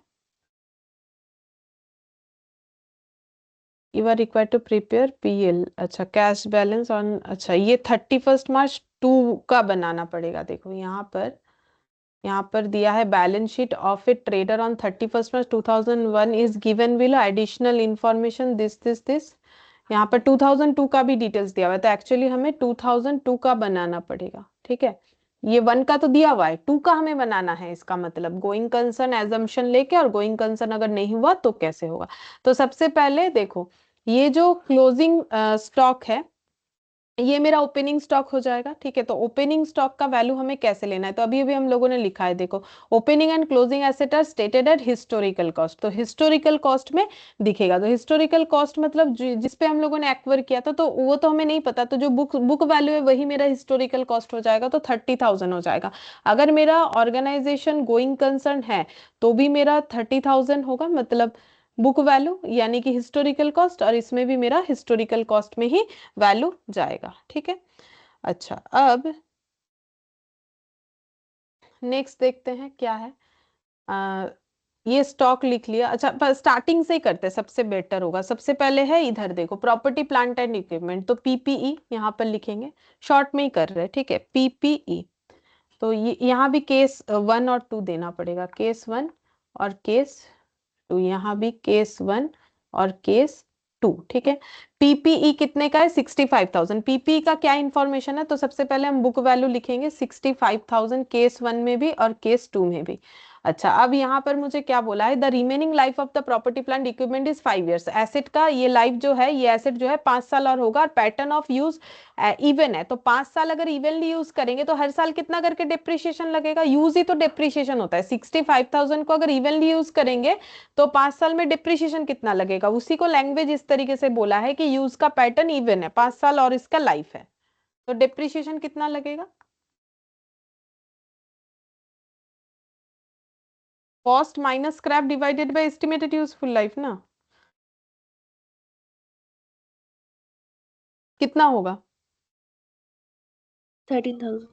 13,000, और उसका एनआरवी है 60,000, 31 मार्च 2002 को। तो एनआरवी अगर 31 मार्च 2002 को 60,000 है, मतलब गोइंग कंसर्न नहीं मानेंगे तो एनआरवी वैल्यू में लेना है। केस 2 हमारा नॉट गोइंग कंसर्न है और केस 1 हमारा गोइंग कंसर्न है। तो गोइंग कंसर्न होगा तो सिंपल डिप्रिशिएशन लगा देंगे, ठीक है, और जो बचा हुआ वैल्यू होगा वो लिख देंगे। तो कितना आ रहा है, 52,000। और अगर गोइंग कंसर्न नहीं है तो एनआरवी पे दिखाना है, तो एनआरवी कितना है, 60,000, मतलब मेरा पीपी का वैल्यू 60,000 हो जाएगा। तो उस केस में डिप्रिशिएशन कितना जा रहा है फिर, 5,000। 5,000, ठीक है। तो यहाँ पर हो जाएगा 5,000, इस तरीके से करना पड़ेगा। अब इस डिप्रिशिएशन को हम लोग यहाँ पर दिखाएंगे, यहाँ पर लिख देते हैं टू डिप्रिशिएशन, ठीक है। केस 1 में 13,000, केस 2 में 5,000। अच्छा, फिर पीपी के बाद देखते हैं क्या है, स्टॉक। स्टॉक का तो मैंने लिख लिया, ठीक है, स्टॉक का मैंने लिख लिया, 30,000 करके हो गया। अब यहाँ पर देखना पड़ेगा क्लोजिंग स्टॉक कितना होगा।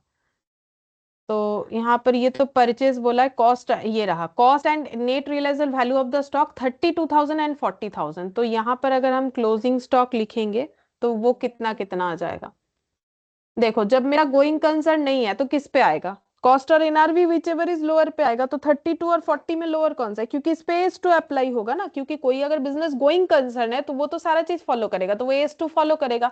तो कॉस्ट और NRV which ever is lower पे स्टॉक का वैल्यू होगा। तो 32 और 40 में लोअर कौन सा है, 32,000, तो स्टॉक यहाँ पर 32,000। लेकिन जो गोइंग कंसर्न है ही नहीं, वो इस तरीके से सोच के क्या करे, क्योंकि उसे तो सब बेच बाच के बिजनेस बंद करना है, गोइंग कंसर्न नहीं है, तो फिर उसके लिए सारा वैल्यू नेट रियलाइजेबल वैल्यू होना चाहिए कि भाई मार्केट में बेचेंगे तो इतना मिल जाएगा।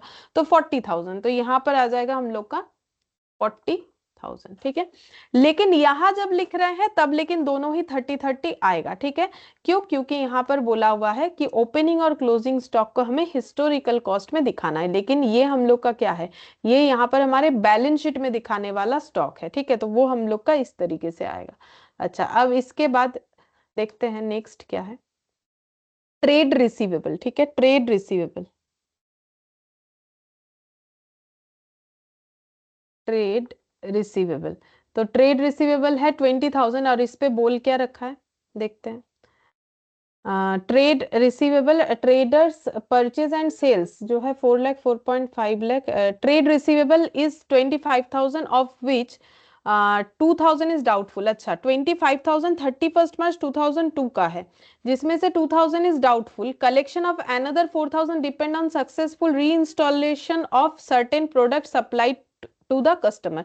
तो ये सारा एडजस्टमेंट 2002 का बोल रखा है, यहाँ पर 2001 का ट्रेड रिसीवेबल कितना है, 20,000 है। अच्छा,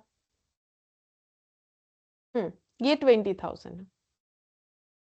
अब 2002 में बोला है, हम लोग तो 2002 का बना रहे हैं, तो 25,000 ऑफ विच, अब देखो यहां से जब हम लोग ले रहे हैं तो प्लांट मशीनरी क्यों ले रहे हैं, क्योंकि इसमें डिप्रिशिएशन चार्ज करेंगे, तो ये ओपनिंग बैलेंस, स्टॉक भी ओपनिंग। लेकिन ट्रेड रिसीवेबल का तो हमें क्लोजिंग लेना पड़ेगा ना, मतलब उसका ओपनिंग लेके करे क्या, क्योंकि इसका ओपनिंग नेक्स्ट ईयर का क्लोजिंग हो जाएगा, इस वजह से हम लोग ये वाला ले सकते हैं। ये जैसे ओपनिंग स्टॉक हो गया, ठीक है। तो फिर यहाँ पर हम लोग का जो आ रहा है ये ट्रेड रिसीवेबल 25,000, तो हम लोग का 25,000 होगा, लेकिन इसमें 2,000 रुपए का बोल रहा है डाउटफुल डेप्ट है ये, तो 2,000 लेस हो जाएगा 25,000 से, ये वाला कितना आ जाएगा 23,000, ठीक है। केस वन, जब गोइंग कंसर्न है। और अगर गोइंग कंसर्न नहीं है तो बोल रहा है कि कलेक्शन, बोल रहा है कि दूसरा 4,000 रुपए का एक कलेक्शन हमारा हो सकता है, लेकिन ये डिपेंड कर रहा है कि हम लोग सक्सेसफुली री इंस्टॉलेशन अगर कर पाएंगे, जो प्रोडक्ट कस्टमर को सप्लाई किए वो करेंगे तो हमें ये मिल जाएगा, ठीक है।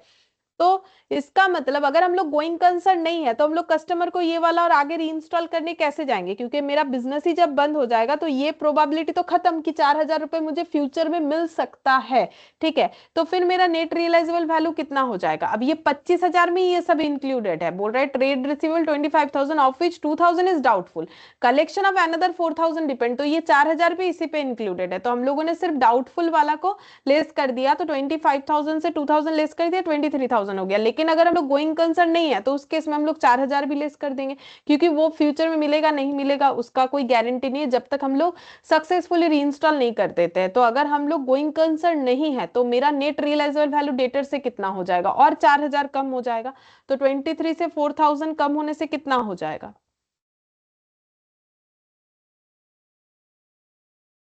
19,000। हाँ। तो 25, 2 और 4, ठीक है। अगर हम लोग गोइंग कंसर्न नहीं है तो हम लोग का इस तरीके का कंडीशन होगा, जो नेट रियलाइजेबल वैल्यू आ जाएगा। अच्छा, अब हम लोग को क्या करना पड़ेगा, इसको हम लोग यहाँ पर प्रोविजन फॉर डाउटफुल डेप्ट दिखाएंगे टू पीबीडीटी, ठीक है। क्योंकि देखो 2,000 भी हमारा क्या है, 2,000 भी हमारा डाउटफुल है, तो पीबीडीडी है, तो 2,000 यहाँ पर, और यहाँ कितना पीबीडीडी हो जाएगा टोटल 6,000। 6,000, ठीक है, दोनों मिला के। अच्छा, फिर डेफर्ड एक्सपेंडिचर 10,000, उसके लिए क्या बोला है देखते हैं। Deferred expenditure is amortised equally over 4 years, बोल रहा है 4 साल में हमें डेफर्ड एक्सपेंडिचर एमोटाइज्ड करना है। तो डेफर्ड एक्सपेंडिचर का सिस्टम क्या होता है कि हम लोग जितना एमोटाइज्ड करेंगे वो पीएल में चला जाएगा, और बाकी जो नहीं कर पा रहे उस साल वो बैलेंस शीट में रह जाएगा।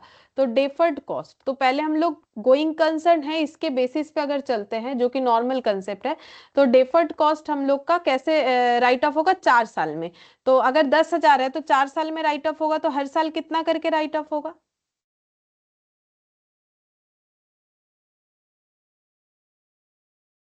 10, 2,500। 2,500, तो फिर इस साल कितना राइट ऑफ होगा 2,500, ठीक है। तो हम लोग राइट ऑफ जो करेंगे वो मेरा पीएल में चला जाएगा, ठीक है। तो पीएल में हम लोग राइट ऑफ वाला पोर्शन लिखेंगे, जो कि हम लोग का हो जाएगा टू डेफर्ड कॉस्ट बोल के 2,500, ठीक है। और जो राइट ऑफ फिर नहीं हो पा रहा है वो बैलेंस शीट में दिखेगा, वो कितना है 10,000 से 2,500 हो रहा है, तो बाकी कितना हो जाएगा 7,500। 500। लेकिन अगर हम लोग गोइंग कंसर्न नहीं है तो क्या हमारे पास 4 साल अवेलेबल होगा, बिल्कुल नहीं, हमारे पास तो 4 साल कहाँ से अवेलेबल होगा, नहीं होगा, तो हम लोग राइट ऑफ 4 साल तक कैसे कर सकेंगे, नहीं कर सकेंगे, ठीक है।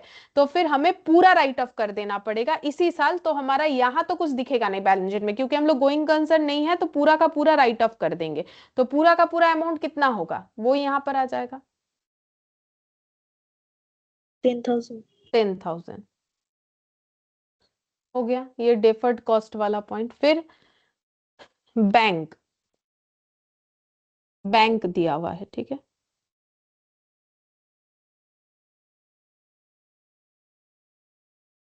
एक मिनट। हम्म, तो बैंक का देखते हैं, 5,000 यहाँ पर वो पिछले साल का था, और यहाँ कुछ बोला होगा जरूर। क्लोजिंग कैश बैलेंस 37,100, ठीक है। तो ये लिख लेते हैं पहले 37,100, यहाँ बैंक था पिछले साल, लेकिन यहाँ कैश बैलेंस बोला है तो हम भी कैश बैलेंस ही लिखेंगे। 37,100, ठीक है। तो कैश बैलेंस का थोड़ी ना कोई चेंजेस होगा, उसका कोई नेट रियलाइजेबल वैल्यू थोड़ी होता है कि कैश 37,100, मेरा बिजनेस चला तो मेरे पास 37,100 है, अगर हम बिजनेस बंद करें तो वो कुछ कम ज्यादा हो जाएगा, ऐसा तो नहीं होता है ना। तो इसलिए कैश बैलेंस जैसा है वैसा ही रहेगा, उसमें कुछ एनआरवी वाला इम्पैक्ट नहीं आएगा। अच्छा, अब नेक्स्ट देखते हैं और क्या है। अच्छा, इसके बाद है हम लोग का, इधर देखेंगे तो कैपिटल, ठीक है। तो कैपिटल 60,000, तो ये ओपनिंग कैपिटल है, ठीक है। तो ओपनिंग कैपिटल जैसा है वैसा लिख देंगे, इसमें तो कुछ एनआरवी वगैरह नहीं होगा। 60,000, 60,000, क्योंकि कैपिटल का थोड़ी ना कोई एनआरवी होता है, net realisable value. Profit and loss, ठीक है। तो प्रॉफिट एंड लॉस तो हम लोग का जो निकलेगा कैलकुलेट होके वो लिखना पड़ेगा, और उसको एडजस्ट करना पड़ेगा इसके साथ। 10% लोन, ये लिख लेते हैं, प्रॉफिट एंड लॉस का जगह छोड़ते हैं, ठीक है। 10% लोन।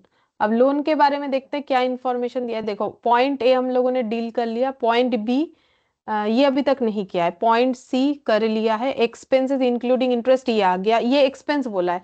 अच्छा, लोन का ये छोड़ो, लोन का देखते कुछ बोला है कि नहीं। हाँ, लोन बोल रहा है कि हम लोग अर्ली पेमेंट कर दे रहे इसीलिए हमें पेनल्टी लग रहा है। ऐसा क्यों होता है? क्योंकि देखो, नॉर्मली होम लोन पे कोई पेनल्टी नहीं होता है, बाकी किसी भी लोन को अगर पहले क्लोज कर दोगे तो पेनल्टी लगेगा। क्यों? क्योंकि मान लो किसी ने 10 साल का लोन दिया था बैंक ने, ठीक है। तो अब बैंक ने तो अपना कैलकुलेशन कर रखा है, भाई इतना इतना इंटरेस्ट कमाएंगे, मेरा इतना इनकम हो जाएगा, ये हो जाएगा। अब अचानक से कोई मान लो 3 साल बाद आके बोल रहा है हम पूरा लोन रीपे कर देंगे, तो अब बैंक का तो इंटरेस्ट आना बंद हो जाएगा, ठीक है। तो उसका तो लॉस है, तो बैंक पेनल्टी चार्ज करेगा। तो बोल रहे हैं यहाँ पर पेनल्टी है 2500, ठीक है। तो अब ये पेनल्टी का क्या ट्रीटमेंट करना पड़ेगा लोन अकाउंट में, देखो। तो लोन मेरा कितने का है, लोन को अगर क्लोज करेंगे तो पूरा अमाउंट पे कर रहे होंगे, साथ पेनल्टी 2500 का। तो देखते हैं, लोन है मेरा 35,000 का, ठीक है। अच्छा, अब अगर हम लोन पे ऑफ कर देंगे तो मुझे देखो, अर्ली पे करने से there is an early repayment penalty for the. अब अर्ली रिपेमेंट कब करोगे? गोइंग कंसर्न होगे तब करोगे, या नॉट गोइंग कंसर्न हो रहे हो तब करोगे? हम लोग लोन का अर्ली रिपेमेंट कब करेंगे? जब हम लोग गोइंग कंसर्न है, या फिर हम लोग गोइंग कंसर्न नहीं है इसीलिए लोन का पेनल्टी देंगे लोन को बंद करके? बिजनेस था, बिजनेस के रेस्पेक्ट में लोन लिया था, बिजनेस चल रहा है, तो फिर रीपेमेंट अर्ली करने का क्या जरूरत है? अगर बिजनेस बंद करने जा रहे हैं तो फिर सारा लाइबिलिटी पे ऑफ करके ही ना बंद करना पड़ेगा। तो फिर लोन का पेनल्टी कौन से केस में देना पड़ेगा, केस 1 या केस 2, या दोनों में ही देंगे? केस 2। केस 2, ठीक है। तो इसमें लोन 35,000 और इसमें कितना हो जाएगा, 2,500 एड ऑन करके 37,500, ठीक है। 37,500, और ये लोन का पेनल्टी हम लोग यहाँ पर लिखेंगे कौन से कॉलम में? केस 2। हम्म, तो 2,500 लोन वाला पोर्शन हो गया। Trade payable, trade payable 10,000। अब इसका देखते हैं क्या होगा। ट्रेड पेबल में क्या बोल रखा था? Trade payable, trade payable closing वाला 12,000 which is likely to be settled at 5% discount, ठीक है। तो ट्रेड पेबल 5% डिस्काउंट में सेटल कर दिया जाएगा। तो यहां पर था 10,000 पिछले साल, और इस साल हुआ है ट्रेड पेबल मेरा 12,000, तो मुझे 12,000 ही लेके चलना पड़ेगा। तो यहाँ पर ट्रेड पेबल हो जाएगा,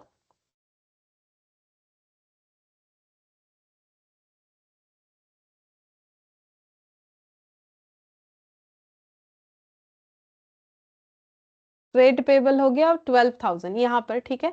और यहाँ पर ट्रेड पेबल बोल रहा है कि 5% डिस्काउंट में सेटल हो जाएगा। सेटल करने का बात कब आ रहा है? जब हम लोग बिजनेस बंद कर देंगे, ठीक है। तो फिर 5% डिस्काउंट के साथ वो सेटल हो जाएगा। तो लाइकली टू बी सेटल्ड, अगर सेटल करेंगे तो 5% डिस्काउंट में करना पड़ेगा। तो फिर 5% डिस्काउंट तो नॉट एज्यूमिंग गोइंग कंसर्न पे ये एप्लीकेबल होगा, क्योंकि एनआरवी वही आ रहा है। तो बोलो 5% डिस्काउंट देके कितना आएगा? 11,400। 11,400।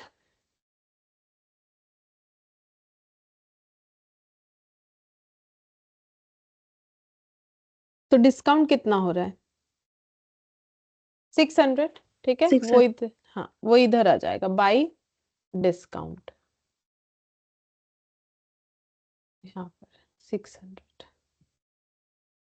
अच्छा, तो मेरे हिसाब से ट्रेड पेबल ही लास्ट था और बाकी सब पीएल का एडजस्टमेंट हमारा बाकी है। पॉइंट ए हम लोगों ने कर लिया, पॉइंट बी नहीं किया है, परचेज एंड सेल्स 4 लाख और 4.5 लाख टू परचेज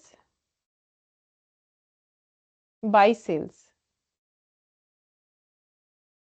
4 लाख और 4.5 लाख, 4,50,000, 4,50,000, 4 लाख, 4 लाख। तो इसमें हमारा जैसा है वैसा है, क्योंकि जो परचेस किया है उस पे कुछ बोला नहीं कि हमें कम ज्यादा पे करना है, सेल का भी नहीं बोला है, तो दोनों में सेम लिख देंगे, ठीक है। अच्छा, और क्या आ जाएगा, कॉस्ट एनआरवी, ये वैल्यूएशन ऑफ क्लोजिंग स्टॉक, तो क्लोजिंग स्टॉक लिखेंगे, एक 32,000 होगा, कॉस्ट और NRV which ever is lower, 32 और 40 में 32 और इधर हो जाएगा 40,000। सेम ये चीज हम लोगों ने बैलेंस शीट में भी लिख लिया है।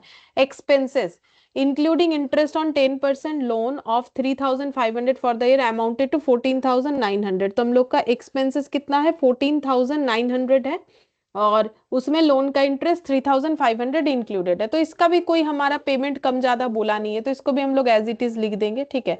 तो टू एक्सपेंस बोल के पूरा लिख देते हैं, ठीक है। और अगर अलग अलग लिखोगे तो दो बार लिखना पड़ेगा, एक लिखना पड़ेगा लोन का इंटरेस्ट 3,500 और बाकी एक्सपेंस 14,900 माइनस 3,500 करके जितना आएगा, तो ओवरऑल इम्पैक्ट 14,900 का ही आएगा, तो वही हम लिख रहे हैं 14,900 दोनों में ही, ठीक है।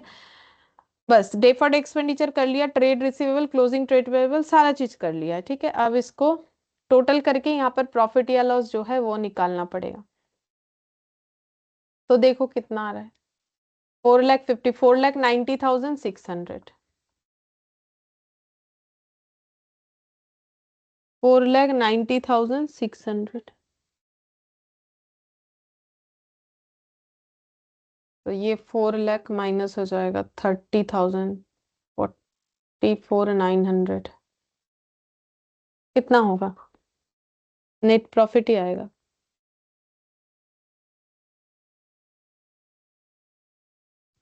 22,200.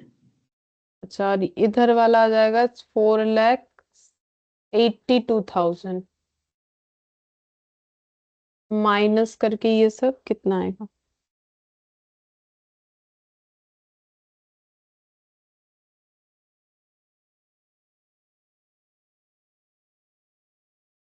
$19,600.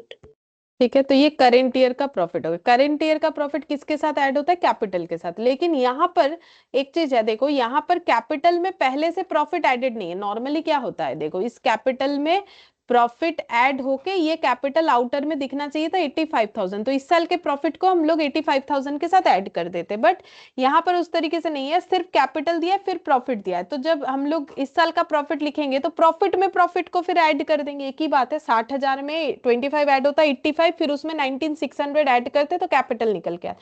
क्योंकि कैपिटल और प्रॉफिट अलग अलग लिखा हुआ है, तो हम लोग इंपैक्ट फिर पीएल में लाएंगे कि पीएल पहले 25,000 था प्रीवियस ईयर का और इस साल का 19,600, तो मिला के कितना हो जाएगा, 25 प्लस 19,600, 44,600.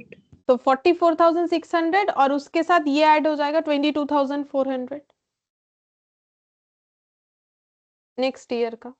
मतलब अगर गोइंग कंसर्न, नहीं सॉरी, उसके साथ 22,200 होगा, मतलब 40, ये इसके साथ कहाँ चला गया, 25 के साथ, 25 के साथ ये वाला ऐड होगा और इस केस में 25 के साथ ये वाला ऐड होगा, 47,200. 47,200, ठीक है। अच्छा, अब ये टोटल करने से कितना आ रहा है ये देखना पड़ेगा,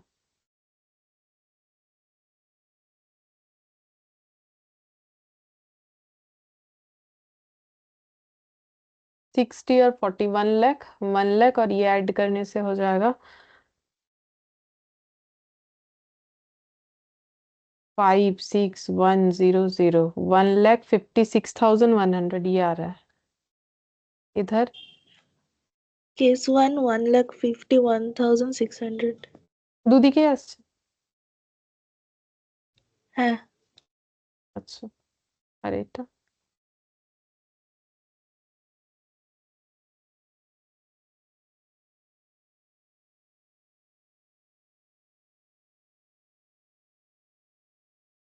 আসছে।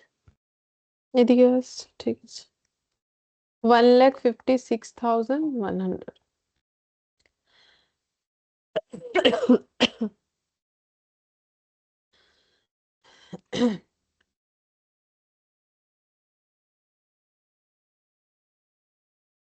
ठीक है, तो इस तरीके से होगा। तो एक्रुअल बेसिस पे हम लोगों ने क्या देखा, सॉरी एक्रुअल बेसिस बोल रहे हैं, वो वहां पर देखा तो बोल बोल दिया। गोइंग कंसर्न और नॉट गोइंग कंसर्न में क्या है, नॉट गोइंग कंसर्न में सिंपल जैसे करते हो वैसे करना है। गोइंग कंसर्न अगर है तो फिर सारा चीज एनआरवी में दिखाना है, ठीक है।